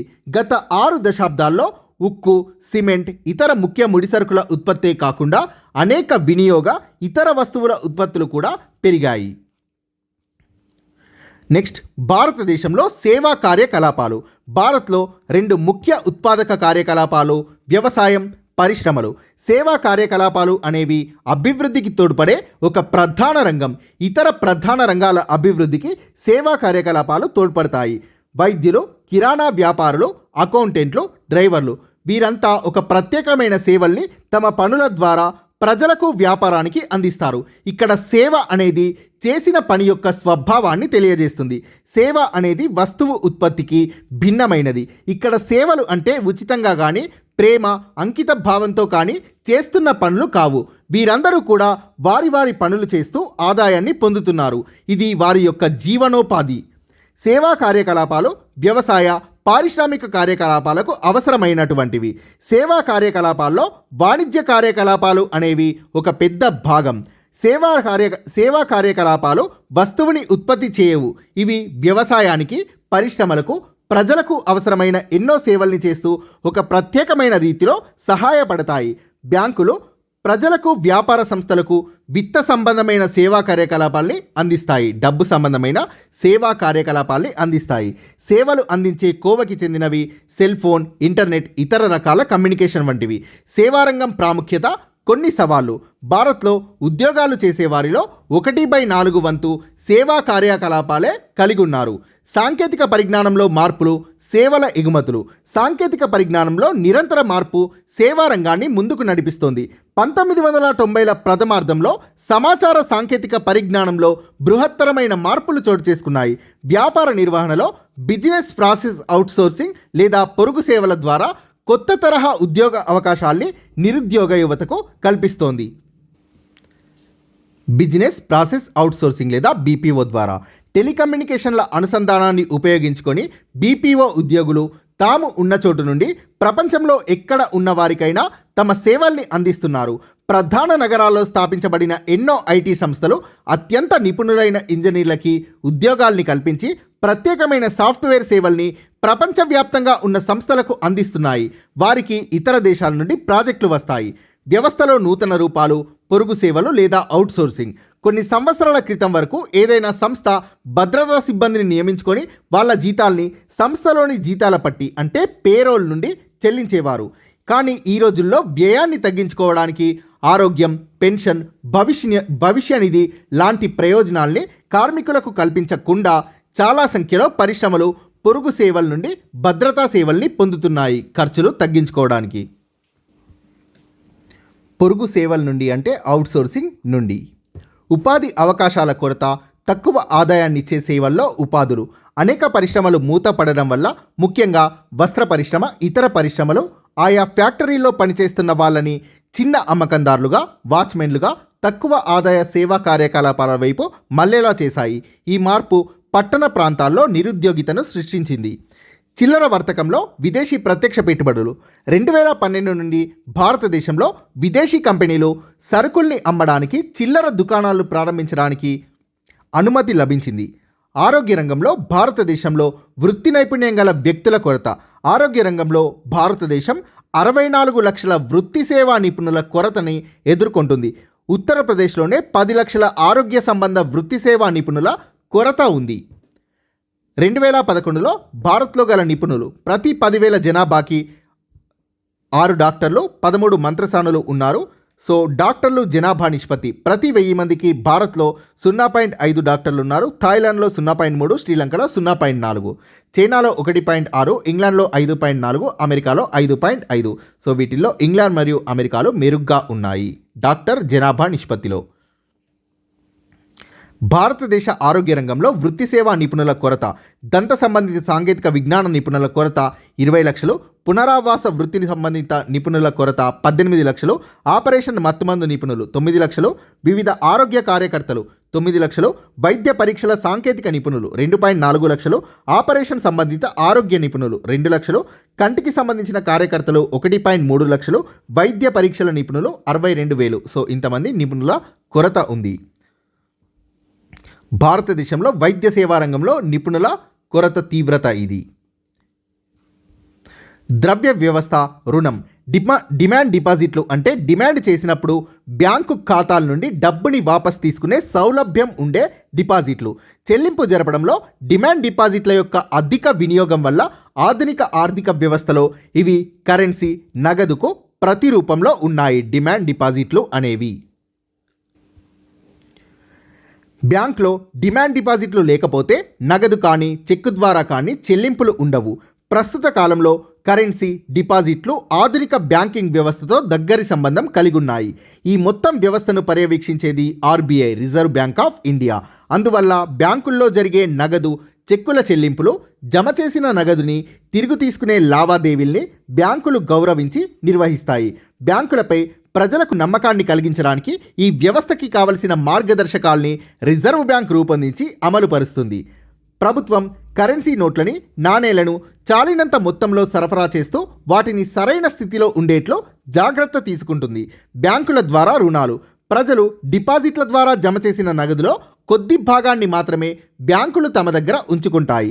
ఉదాహరణకి దేశంలో ఉన్న బ్యాంకులు ఈ రోజుల్లో జమ అయిన నగదులో 15% మాత్రమే తమ దగ్గర ఉంచుకుంటున్నాయి. ప్రీవియస్ బిట్ ఇది 2025. ఇవి కూడా జమ చేసిన డబ్బుని ప్రతిరోజు తిరిగి తీసుకునే ఖాతాదారులకు చెల్లించడానికి వినియోగించడం కోసం బ్యాంకు నందు నిల్వ చేస్తారు. బ్యాంకులోని మొత్తం ఖాతాదారుల్లో ప్రతిరోజు కొద్దిమంది ఖాతాదారులు మాత్రమే జమ చేసిన నగదుని తిరిగి తీసుకోవడానికి వస్తారు. కావున బ్యాంకులు తమ వద్ద నిల్వ ఉన్న డబ్బుని వారికి అందించి బ్యాంకు కార్యకలాపాల్ని సమర్థవంతంగా నిర్వహించగలుగుతాయి. ప్రపంచవ్యాప్తంగా ఉన్న బ్యాంకులన్నీ ఇదే విధంగా తమ వద్ద ఉన్న కొద్దిపాటి నగదునే ఖాతాదారులకు వారి డిమాండ్ మేరకు చెల్లిస్తూ ఖాతాదారుల్లో నమ్మకాన్ని కలుగజేస్తాయి. జమ అయిన నగదులో అధిక భాగాన్ని రుణాలు ఇవ్వడానికి బ్యాంకులు వినియోగిస్తాయి. వివిధ ఆర్థిక కార్యకలాపాలకు పొందే రుణాల కోసం అధిక డిమాండ్ ఉంది. బ్యాంకులు ఇది కూడా 2025 బిట్. అధిక నిధులు ఉన్న డిపాజిటర్లకు డబ్బు అవసరం ఉన్న రుణగ్రహీతలకు మధ్యన వారధిగా పనిచేస్తాయి. బ్యాంకులు డిపాజిట్లపై ఇచ్చే వడ్డీ కంటే అధిక వడ్డీని రుణాలపై వసూలు చేస్తాయి. రుణాలపై వసూలు చేసే వడ్డీకి డిపాజిట్లపై ఇచ్చే వడ్డీకి మధ్య గల భేదంగా ఉన్న నగదే బ్యాంకులకు ప్రధాన ఆదాయ వనరుగా ఉంటుంది. ఇది కూడా టెట్ బిట్. ప్రజలకు రుణాలు ఎందుకు అవసరం? రుణం తీసుకొని వ్యాపారం చేయడంలో ప్రధాన ఉద్దేశం చెల్లించాల్సిన వడ్డీ కన్నా అధిక మొత్తం సంపాదించడం. పూచీకత్తు. అప్పు తీసుకున్న వారు తమ స్వంత ఆస్తులైన భూమి, భవనాలు, వాహనం, పశు సంపద, బ్యాంకుల్లో డిపాజిట్లు మొదలైన వాటిని పూచీకత్తుగా చూపిస్తారు. అప్పు తీర్చే వరకు రుణదాతకు హామీగా ఉపయోగపడతాయి. రుణం షరతులు. ప్రతి రుణ ఒప్పందం రుణగ్రహీత రుణదాతకు అసలుతో పాటు చెల్లించాల్సిన వడ్డీ రేటుని తెలుపుతుంది. రుణ ఒప్పందం అనేది రుణం ఇవ్వడానికి తీసుకునే వారి నుండి ఏదైనా పూచీకత్తుని కోరతారు. అప్పు తీసుకున్న వారు అప్పును తిరిగి చెల్లించకపోతే వారు పూచీకత్తుపై చూపించిన ఆస్తిని అమ్మేసి తమకు రావాల్సిన సొమ్ముని రాబట్టుకునే హక్కు అప్పు ఇచ్చిన వారికి ఉంటుంది. రుణ షరతులు అంటే వడ్డీ రేటు, పూచీకత్తు, వివిధ పత్రాలు, తీసుకున్న అప్పు తిరిగి చెల్లించే విధానం. నియత రుణాలు. బ్యాంకుల ద్వారా పొందే రుణాలు మరియు సహకార సంస్థల ద్వారా పొందే రుణాలు నియత రుణాలు. అనియత రుణాలు. వడ్డీ వ్యాపారస్తులు, వర్తకులు, యజమానులు, బంధువులు, స్నేహితులు మొదలైన వారిచ్చే రుణాలు. వివిధ వనరుల ద్వారా గ్రామీణ కుటుంబాలకు అందుతున్న రుణాలు 2003 సంబంధించి. సో ఈ టేబుల్ నేను తీసేశాను, టెట్కి అంత ఇంపార్టెంట్ కాదు. సో గ్రామీణులు పొందే ప్రతి 100 రూపాయల రుణంలో 25 రూపాయలు వాణిజ్య బ్యాంకుల నుండి వస్తాయి. బ్యాంకుల తర్వాత గ్రామీణులకు అతి తక్కువ వడ్డీతో రుణాల్ని ఇచ్చేవి సహకార సంస్థలు, రైతు సహకార సంస్థలు, చేనేత పనివారి సహకార సంస్థలు మొదలైన వివిధ రకాల సహకార సంస్థలు ప్రజలకు రుణాలను ఇస్తున్నాయి. భారతదేశంలో అనియత రుణ వనరుల్లో వడ్డీ వ్యాపారులు ప్రముఖ భాగంగా ఉన్నారు. బ్యాంకులు లాభాల కోసం వ్యాపారం చేసే వర్తకులకే కాకుండా ఇతర చిన్న రైతులు, చిన్న పరిశ్రమలు, తక్కువ మొత్తం అప్పు తీసుకునేవారు మొదలైన వారికి కూడా రుణాలు ఇచ్చేట్లు రిజర్వ్ బ్యాంక్ పర్యవేక్షిస్తుంది. ఈ మధ్యకాలంలో, సో ఇది కూడా ప్రీవియస్ బిట్ 2024 or 25లో అడిగారు. ఈ మధ్యకాలంలో సో సేమ్ లైన్, ఈ లైన్ తీసుకొని ఇచ్చారు. రిజర్వ్ బ్యాంక్తో పాటు జాతీయ వ్యవసాయ గ్రామీణ అభివృద్ధి bank, national bank for agriculture and rural development NABARD కూడా గ్రామీణులకు ఇచ్చే నియత రుణాల్ని పర్యవేక్షిస్తుంది. సో ఆర్బీఐతో పాటు నియత రుణాల్ని పర్యవేక్షించే సంస్థ ఏది అని అడిగారు. సో అది నాబార్డ్. బ్యాంకులు వ్యవసాయానికి ఇచ్చే రుణాల మొత్తం పెరిగినా రైతుల్లో కొద్దిమందికి బ్యాంకులు రుణాలు ఇవ్వడం లేదు. 2011లో భారత్లో రైతుల సంఖ్య 14 కోట్లు. వీరిలో కేవలం 5.3 కోట్ల మంది రైతులకే రుణ ఖాతాలు ఉన్నాయి. దీని అర్థం దేశంలో 2/3 లేదా 3/2 మంది రైతులకి రుణ ఖాతాలు లేవు. 9 కోట్ల మంది రైతులు వడ్డీ వ్యాపారులు, వర్తకులపై అనియత రుణాలపై ఆధారపడుతున్నారు. నియత, అనియత రుణాలు. అనియత రంగంలో రుణ కార్యకలాపాల్ని, వడ్డీ వ్యాపారుల్ని నియంత్రించే సంస్థ లేదు. నియత రుణ సంస్థలు ప్రభుత్వం, ఆర్బీఐ రూపొందించిన నియమ నిబంధనలకు అనుగుణంగా పనిచేస్తూ తమ ఖాతాదారులచే కూడా ఈ నిబంధనల్ని పాటింపజేస్తారు. అనియత వడ్డీ వ్యాపారులు ఎలాంటి ప్రభుత్వ నిబంధనలు పాటించరు. రుణగ్రహీతలు తీసుకున్న అప్పుని చెల్లించకపోతే నియత రుణదాతలు అప్పును తిరిగి రాబట్టడానికి వారిపై ఎలాంటి చట్టపరమైన చర్యనైనా చేపడతారు. చాలా చాలా ఇంపార్టెంట్, చట్టపరమైన. సో కొన్నిసార్లు ఇక్కడ చట్ట వ్యతిరేక అని కన్ఫ్యూజ్ చేస్తారు. సో నియత రుణదాతలు చట్టపరమైన చర్యని చేపడతారు. ఎలాంటి చట్టపరమైన చర్యనైనా చేపడతారు. కానీ అనియత రుణదాతలు అప్పును తిరిగి రాబట్టడానికి చట్ట వ్యతిరేక మరియు ఎలాంటి చర్యనైనా చేపడతారు. నియత రుణ సంస్థలతో పోలిస్తే అనియత రుణదాతలు అధిక వడ్డీ రేటుని వసూలు చేస్తున్నారు. అంటే అనియత రుణగ్రహీతలకు, అంటే అప్పు తీసుకునే వారికి అయ్యే ఖర్చు అనేది ఎక్కువ. గ్రామీణ ప్రాంతాల ప్రజల్లో సగం మందికే నియత వనరుల ద్వారా రుణాలు అందుతున్నాయి. మిగిలిన రుణాలు అనియత వనరులు అందిస్తున్నాయి. ప్రస్తుతం నియత రుణాల్ని ధనిక వర్గం పొందుతూ ఉండగా పేదవారు అనియత వనరులపై ఆధారపడుతున్నారు. పేదలకు స్వయం సహాయక బృందాలు. అనియత వనరుల కంటే బ్యాంకు నుండి రుణం పొందడమే కష్టం. బ్యాంకు రుణాల కోసం సరైన దస్తావేజులు, పూచీకత్తులు అవసరం.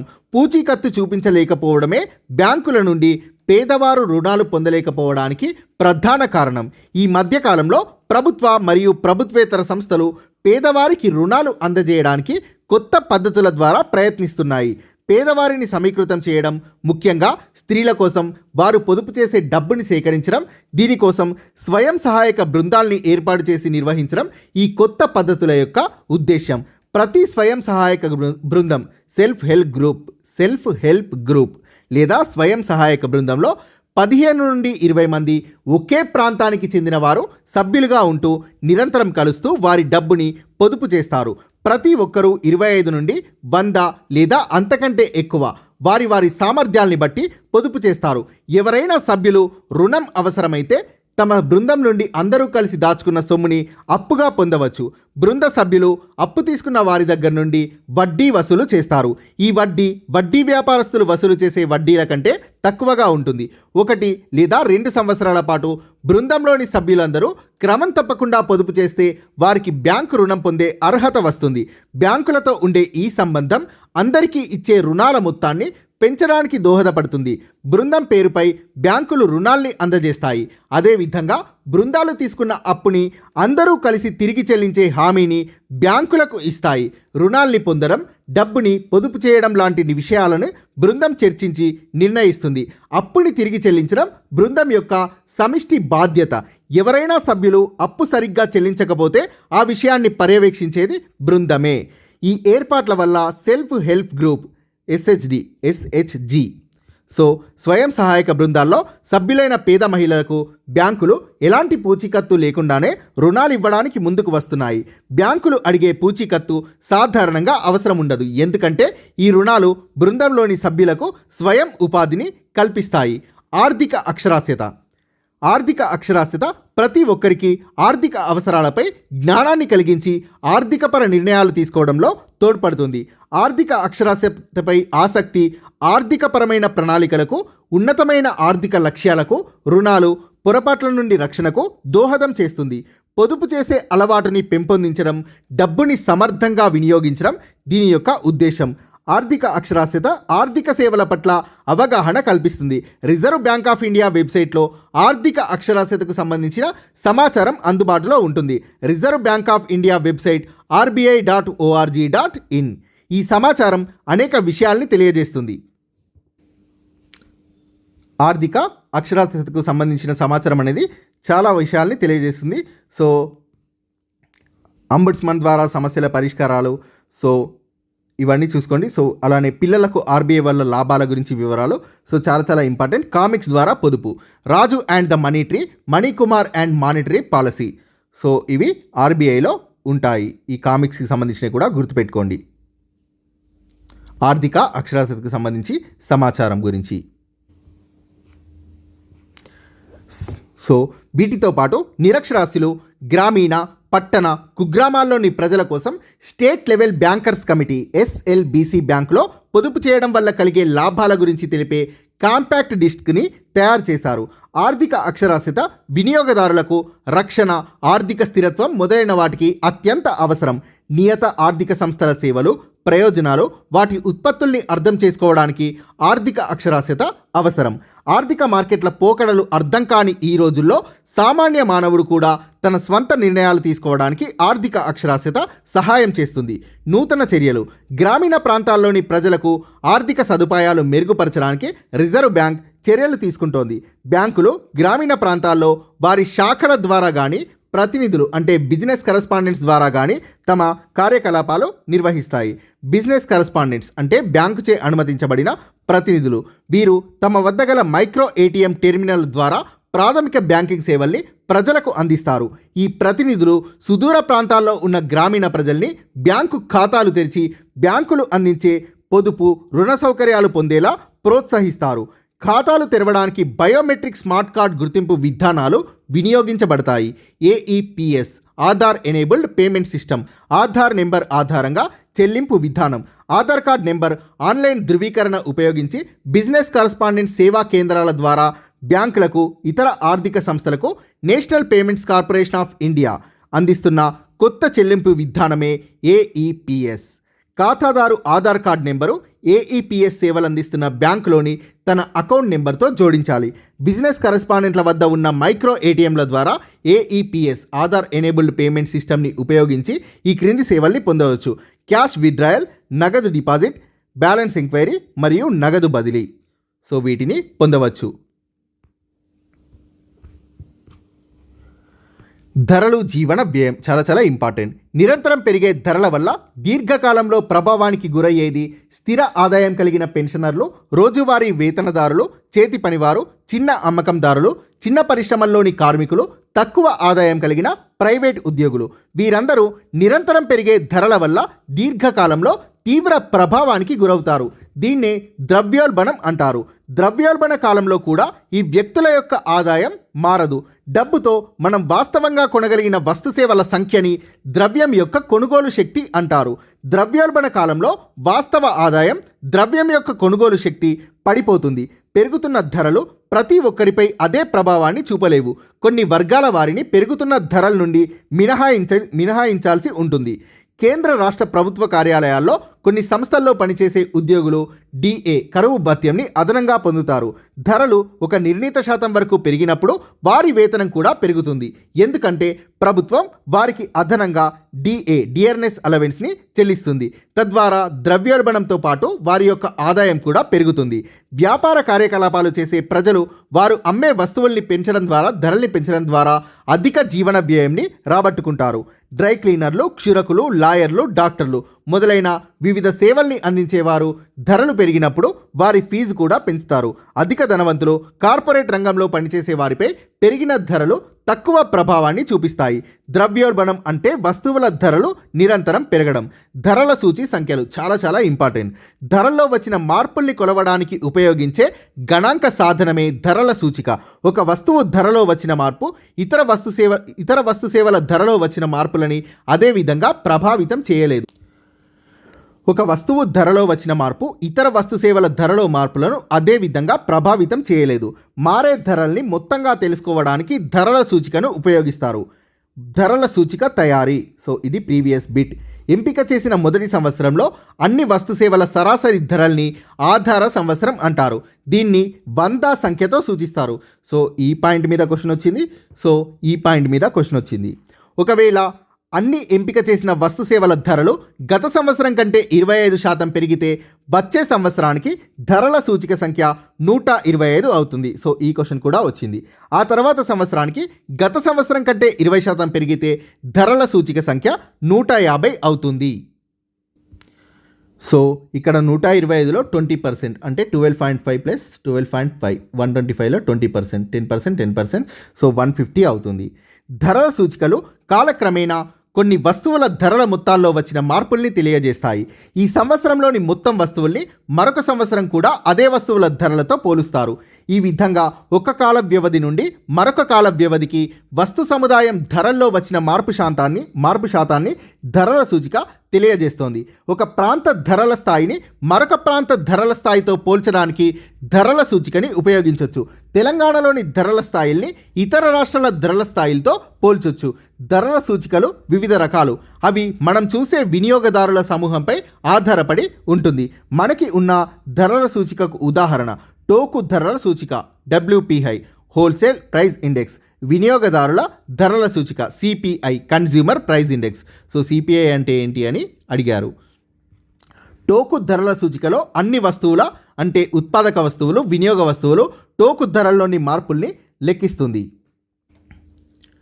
వినియోగదారుల ధరల సూచిక CPI అనేది కొన్ని ఎంపిక చేసిన వినియోగ వస్తువుల చిల్లర అమ్మక ధరల్లో వచ్చిన మార్పుల్ని లెక్కిస్తుంది.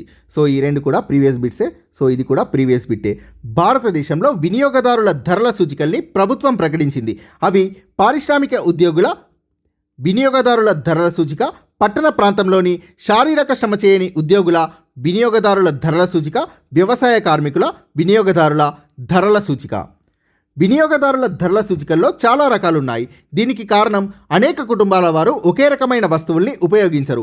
పట్టణ ప్రాంతంలోని పారిశ్రామిక కార్మికులు ఉపయోగించే వస్తు సేవలు, గ్రామీణ ప్రాంతంలో గల వ్యవసాయ కార్మికులు ఉపయోగించే వస్తు సేవల్లో తేడాలుంటాయి. చేతి పనులు కాకుండా వివిధ కార్యాలయాల్లో, బ్యాంకుల్లో, సమాచార సాంకేతిక కంపెనీల్లో పనిచేసేవారు వ్యవసాయ కార్మికులు వాడే వస్తు సముదాయాలకు భిన్నమైన వాటిని ఉపయోగిస్తారు. ప్రభుత్వం వివిధ వినియోగదారుల ధరల సూచికల్ని ఉపయోగించి DAని లెక్కించి ఉద్యోగులకు అందజేస్తుంది. భారత ప్రభుత్వ చట్టాల్ని అనుసరించి పేదరికాన్ని అంచనా వేయడానికి చట్టపరమైన వేతన రేట్లను పునః సమీక్షిస్తుంది. భారతదేశంలో సాధారణంగా ద్రవ్యోల్బణాన్ని టోకు ధరల సూచికలో వచ్చిన మార్పుల్ని బట్టి లెక్కిస్తారు. వినియోగదారుల ధరల సూచికల్ని ఎలా తయారు చేస్తారు? ఆర్థిక వ్యవస్థలో వేల కొలది వస్తు సేవలు ఉత్పత్తి చేయబడతాయి.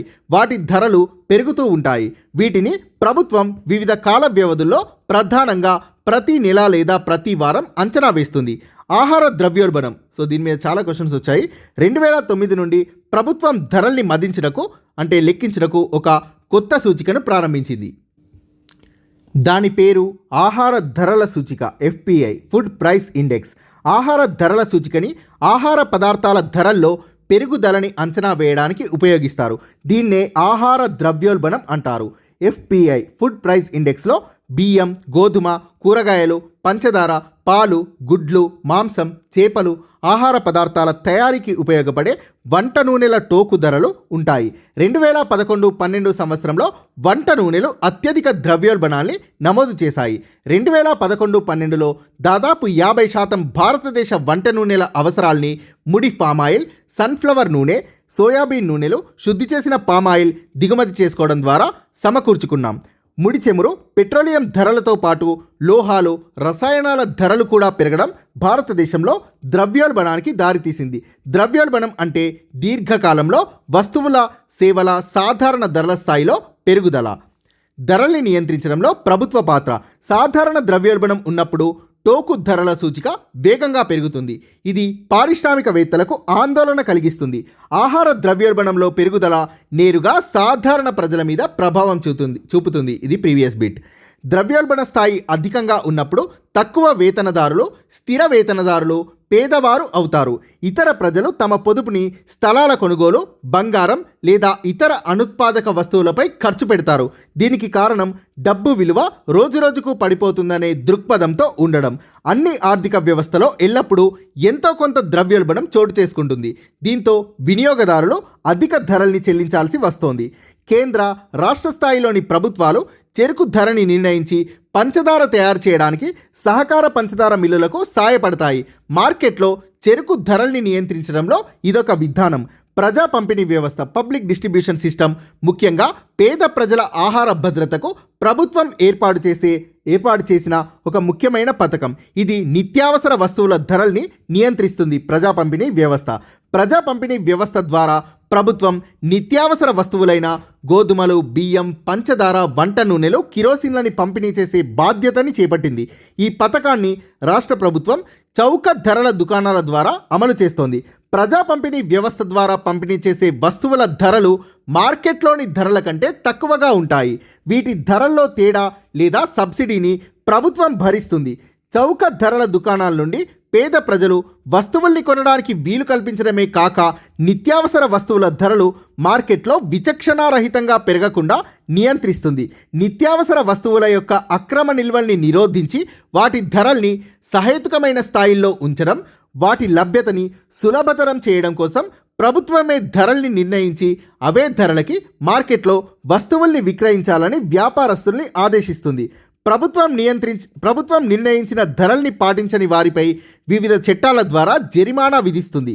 ఈ క్రింది వాటిపై ప్రభుత్వం కొంతమేర లేదా మొత్తంగా సబ్సిడీ ఇచ్చి ధరల పాలనా యంత్రాంగం ద్వారా విక్రయిస్తుంది. అవి కిరోసిన్, డీజిల్, LPG అంటే లిక్విఫైడ్ పెట్రోలియం గ్యాస్, CNG అంటే కంప్రెస్డ్ న్యాచురల్ గ్యాస్, PNG అంటే పైపుడ్ న్యాచురల్ గ్యాస్. సో వీటిపై ప్రభుత్వం కొంతమేర లేదా మొత్తంగా సబ్సిడీ ఇచ్చి ధరల పాలనా యంత్రాంగం ద్వారా అమ్ముతుంది. ధరలు పెరిగితే భారత్లోని అన్ని బ్యాంకులకు అపెక్స్ అంటే ఉన్నత బ్యాంక్ అయిన రిజర్వ్ బ్యాంక్ ఆఫ్ ఇండియా ధన ప్రవాహాన్ని తగ్గిస్తుంది. అవసరమైన మేరకు డిపాజిట్లని అంగీకరించమని, అంత మేరకే అప్పులు ఇవ్వమని కింది బ్యాంకుల్ని ఆదేశించడం ద్వారా ధన ప్రవాహాన్ని నియంత్రిస్తుంది. RBI దాని నియంత్రణలో ఉన్న అన్ని బ్యాంకుల ఖాతాదారుల నుండి చెల్లించే వడ్డీల్ని కూడా RBI నియంత్రిస్తుంది. ఈ విధంగా వడ్డీ రేట్లను నియంత్రించడం ద్వారా దేశంలో ధన ప్రవాహం తగ్గుతుంది. డబ్బు సరఫరాని తగ్గించడం ద్వారా దేశవ్యాప్తంగా డబ్బు చెలామణి తగ్గిపోయి సాధారణ ప్రజల కొనుగోలు స్థాయి కూడా తగ్గి వస్తువుల డిమాండ్తో పాటు ధరలు కూడా తగ్గుతాయి. RBI తీసుకునే చర్యల ఫలితాలు రావడానికి కొంత సమయం పడుతుంది. కొన్ని సమయాల్లో ముడి పదార్థాల పెరుగుదల వల్ల ద్రవ్యోల్బణం సంభవించినప్పుడు RBI తీసుకునే చర్యలు కఠినంగా ఉంటాయి. చెలామణిలో ఉన్న ద్రవ్య సరఫరాని తగ్గించాలి అనుకున్నప్పుడు ప్రభుత్వం సంపన్న ఆదాయ వర్గాలపై, అనేక వినియోగ వస్తువులపై అధిక పన్నుల్ని విధిస్తుంది. ప్రజల కొనుగోలు శక్తిని తగ్గించడం ప్రభుత్వం ఉద్దేశం. ప్రజలు తక్కువ డబ్బులు ఖర్చు చేయడం ద్వారా వారి వినియోగం కూడా తగ్గిపోయి ఇది ధరల తగ్గుదలకు దారితీస్తుంది. ప్రభుత్వం ఎగుమతి, దిగుమతుల విధానం ద్వారా నిత్యావసర వస్తువుల యొక్క ధరల్ని నియంత్రిస్తుంది. ఆహార పదార్థాల ధరలు పెరిగినప్పుడు ఆ వస్తువుల యొక్క ఎగుమతిని పూర్తిగా నిషేధిస్తుంది లేదా కొంత పరిమితిని విధిస్తుంది. ఏవైనా వస్తువులు కొరతగా ఉంటే ప్రభుత్వం ఇతర దేశాల నుండి తెప్పించి మార్కెట్ ధరల కంటే తక్కువ ధరలకు national agricultural cooperative marketing federation of India limited లేదా నాఫెడ్, నాఫెడ్ ఫుల్ ఫామ్ ఇది, NAFED లాంటి సహకార సంఘాల ద్వారా అందిస్తుంది. వ్యాపారులు అక్రమ నిల్వల ద్వారా కృత్రిమ కొరతను సృష్టిస్తే ప్రభుత్వం చట్టపరమైన చర్యలు తీసుకుంటుంది. ప్రభుత్వ బడ్జెట్ పన్నులు ప్రజా సదుపాయాలతో పాటు జీవనోపాధిని కల్పించే బాధ్యత ప్రభుత్వంది.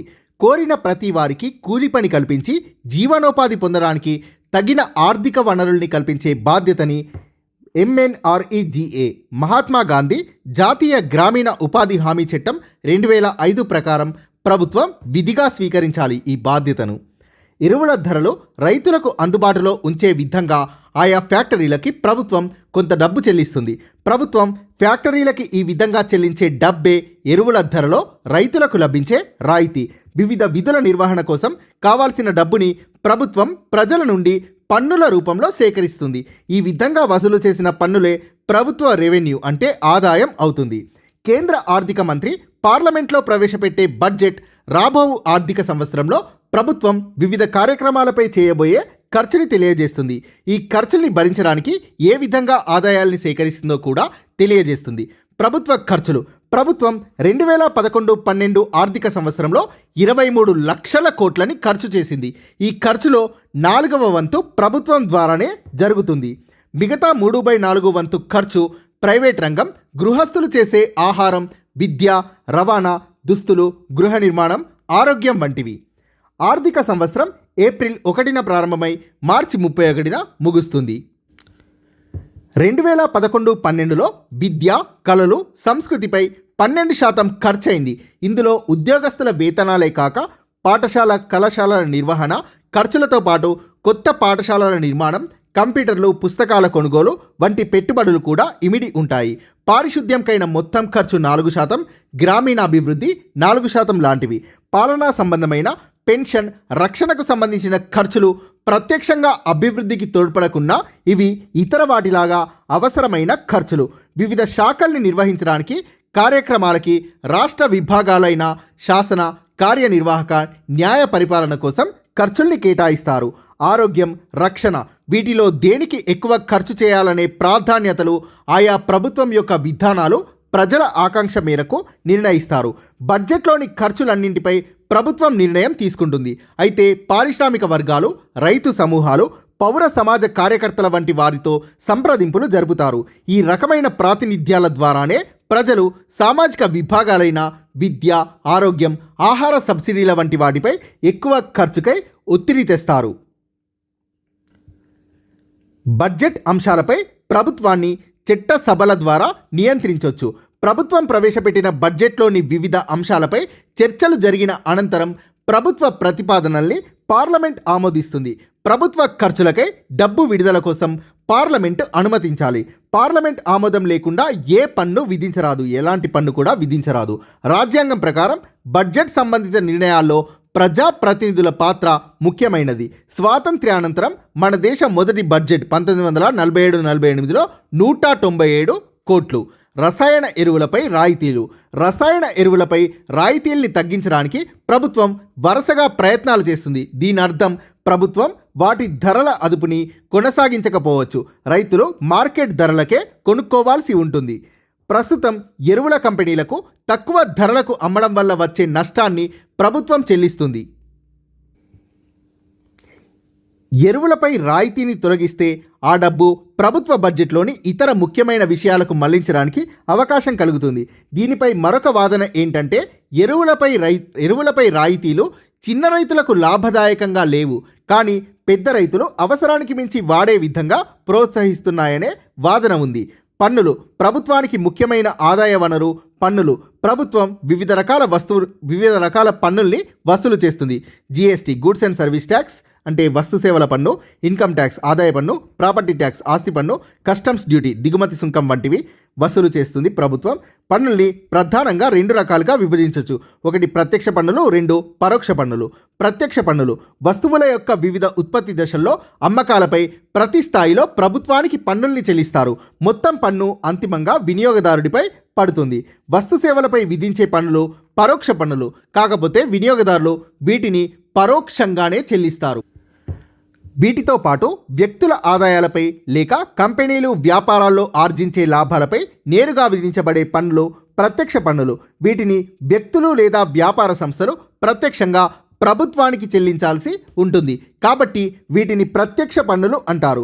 ప్రత్యక్ష పన్నుల్లో 2 ముఖ్యమైనవి ఆదాయ పన్ను మరియు కార్పొరేట్ పన్ను. వ్యక్తుల యొక్క వ్యక్తిగత ఆదాయంపై ఆదాయపు పన్ను విధించబడుతుంది. వ్యక్తులు బ్యాంకు నగదు నిల్వలపై ఆర్జించే వడ్డీ, భవనాలు వంటి ఆస్తులపై ఆర్జించే వడ్డీల్ని ఆదాయంగా పరిగణిస్తారు. వీరు పన్ను చెల్లించాల్సి ఉంటుంది. ఆదాయ పన్నుని కొంత పరిమితిని మించి ఆర్జించే వారికే విధిస్తారు. ఆదాయంలో పరిమితి పోగా మిగిలిన దానిలో కొంత శాతం పన్ను విధిస్తారు. ఎక్కువ ఆదాయాన్ని సంపాదించేవారు వారి ఆదాయాన్ని అనుసరించి ఎక్కువ నిష్పత్తిలో పన్ను చెల్లించాల్సి ఉంటుంది. పరోక్ష పన్నులు. పరోక్ష పన్నుల్ని వస్తువులు సేవలపై విధిస్తారు. వస్తువులపై గరిష్ట చిల్లర ధర ఎంఆర్పిలో అన్ని రకాల పన్నులతో సహా ఇమిడి ఉంటాయి. మొబైల్ ఫోన్, టెలిఫోన్ సేవల ఛార్జీల్ని కూడా పన్నులతో సహా చెల్లిస్తారు.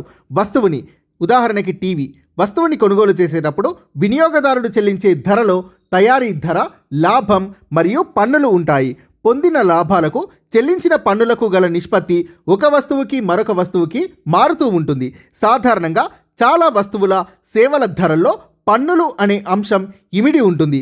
వస్తువులపై సేవలపై విధించే పన్నుల వల్ల ధరలు పెరిగితే మరికొన్ని వస్తువులపై సేవలపై విధించే పన్నుల వల్ల మొత్తం మీద ఇంకా ధరలు పెరుగుతాయి. ఉదాహరణకి ఇనుముపై పన్ను పెరిగితే ఇనుముతో చేసిన అన్ని వస్తువుల యొక్క ధరలు కూడా పెరుగుతాయి. ఉక్కు తయారీకి ఇనుము వాడడం వల్ల ఉక్కుతో చేసిన అన్ని వస్తువుల ధరలు కూడా పెరుగుతాయి. చాలా ఫ్యాక్టరీలు ఉపయోగించే భారీ మౌలిక ముడిసరుకులపై మరియు మాధ్యమిక వస్తువులపై పన్ను పెంపు శృంఖలా చర్యకి అంటే గొలుసు చర్యకి దారితీస్తుంది.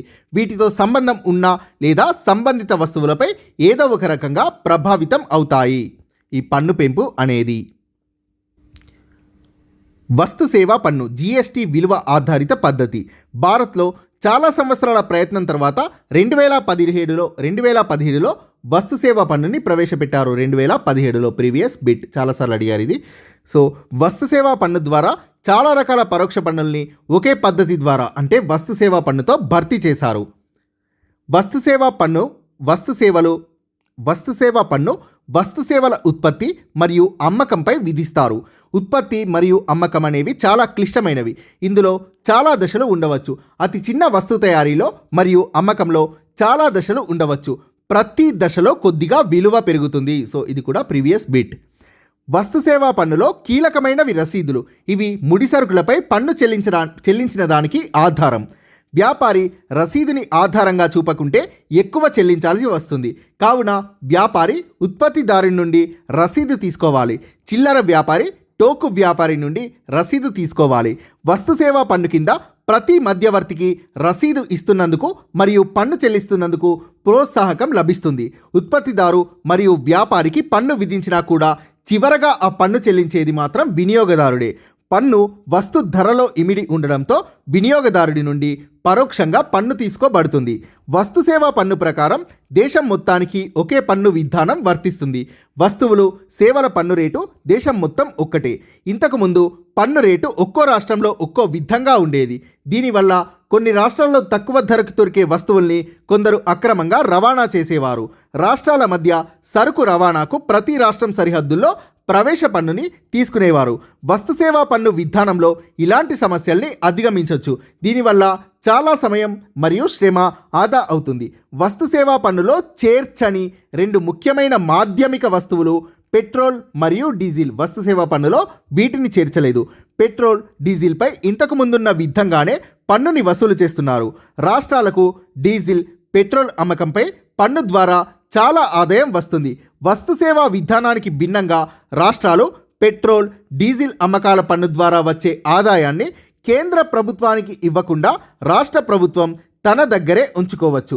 వస్తు సేవా పన్నుని వివిధ రేట్లలో విధిస్తారు. 5, 12, 19, 28. బట్ ఇది 19 కాదు 18. సో ఇంగ్లీష్ మీడియం బుక్స్లో కరెక్ట్గా ఇచ్చారు. 5, 12, 18, 28. సో ఈ విధమైన రేట్లలో విధిస్తారు. సో ఇది ఇచ్చినా కూడా కరెక్టే. ఎగ్జామ్లో మీకు 18 పెట్టినా 19 పెట్టినా మార్క్ అనేది కలుస్తుంది. పన్నుల విధింపులో సరైన విధానం. మన దేశంలో వస్తువులు సేవలపై విధించే పరోక్ష పన్నులే ప్రధాన ఆదాయ వనరు.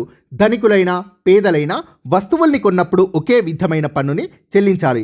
నేడు విలాస వస్తువులు సేవలుగా పరిగణించినవి జీవన ప్రమాణాలు మెరుగైన కొద్దీ కనీస అవసరాలుగా భావింపబడతాయి. చాలామంది విలాస వస్తు సేవల్ని వినియోగించే స్థాయిలో లేకపోవడం వల్ల వీటిపై మాత్రమే పన్నులు విధించడం వల్ల ప్రభుత్వానికి ఆశించిన మేర ఆదాయం లేదు. ఉక్కు, డీజిల్ లాంటి వస్తువుల ధరలు పెరిగితే వాటి ఉత్పత్తుల లేదా రవాణా ఛార్జీల ధరలు కూడా పెరుగుతాయి. పన్నుల వసూలు ఎగవేత. వ్యవసాయ ఆదాయం మొత్తాన్ని పన్ను నుండి మినహాయించారు. చాలామంది ప్రజలు తమ మొత్తం ఆదాయాల్ని వెల్లడించరు లేదా తక్కువగా చూపుతారు. దీన్నే బ్లాక్ మనీ, నల్లధనం అంటారు. చాలామంది ఫ్యాక్టరీ యజమానులు, వడ్డీ వ్యాపారులు, వర్తకులు లాంటి వారు తక్కువ ఆదాయాల్ని చాలా సులభంగా చూపగలరు. ఎవరికైతే నెలసరి జీతాలు చెల్లిస్తామో వారి ఆదాయాల్ని సులభంగా లెక్కించవచ్చు. వారు జీతాల్ని ఎక్కడి నుండి పొందుతారో అక్కడి నుండే వారి ఆదాయం నుండి పన్నుల్ని ప్రత్యక్షంగా మినహాయింపు చేస్తారు. జీతాలు పొందే వారిలో కూడా చాలామందికి ఇతర ఆదాయ వనరులు ఉంటాయి, కానీ వాటిని దాచి ఉంచుతారు. వ్యవసాయ ఆదాయాలపై పన్ను లేకపోవడం వల్ల చాలామంది తమ ఆదాయాన్ని భూమి నుండి వస్తున్న ఆదాయంగా చూపి పన్ను ఎగవేస్తున్నారు. జిఎస్టీ సుంకాలని ఫ్యాక్టరీల నుండి వసూలు చేస్తారు. కస్టమ్స్ సుంకాలని అంతర్జాతీయ విమానాశ్రయాలు, నౌకాశ్రయాల నుండి, అమ్మకం పన్నుని వ్యాపారులు, దుకాణ నిర్వాహకుల నుండి వసూలు చేస్తారు. ప్రజలు చెల్లించే ఆదాయపు పన్నుతో పోలిస్తే ప్రభుత్వానికి ఈ ఫ్యాక్టరీల, షాపుల రికార్డుల్ని ఒక సరైన పంథాలో పెట్టడం సులువుగా ఉంటుంది. ఇక్కడ కూడా కొందరు వాస్తవంగా జరిగిన ఉత్పత్తి కంటే తక్కువ ఉత్పత్తి జరిగినట్లు చూపించి పన్ను తప్పించుకోవడానికి ప్రయత్నించడం వల్ల అమ్మకం పన్ను పెద్ద మొత్తంలో ఎగవేయబడుతోంది.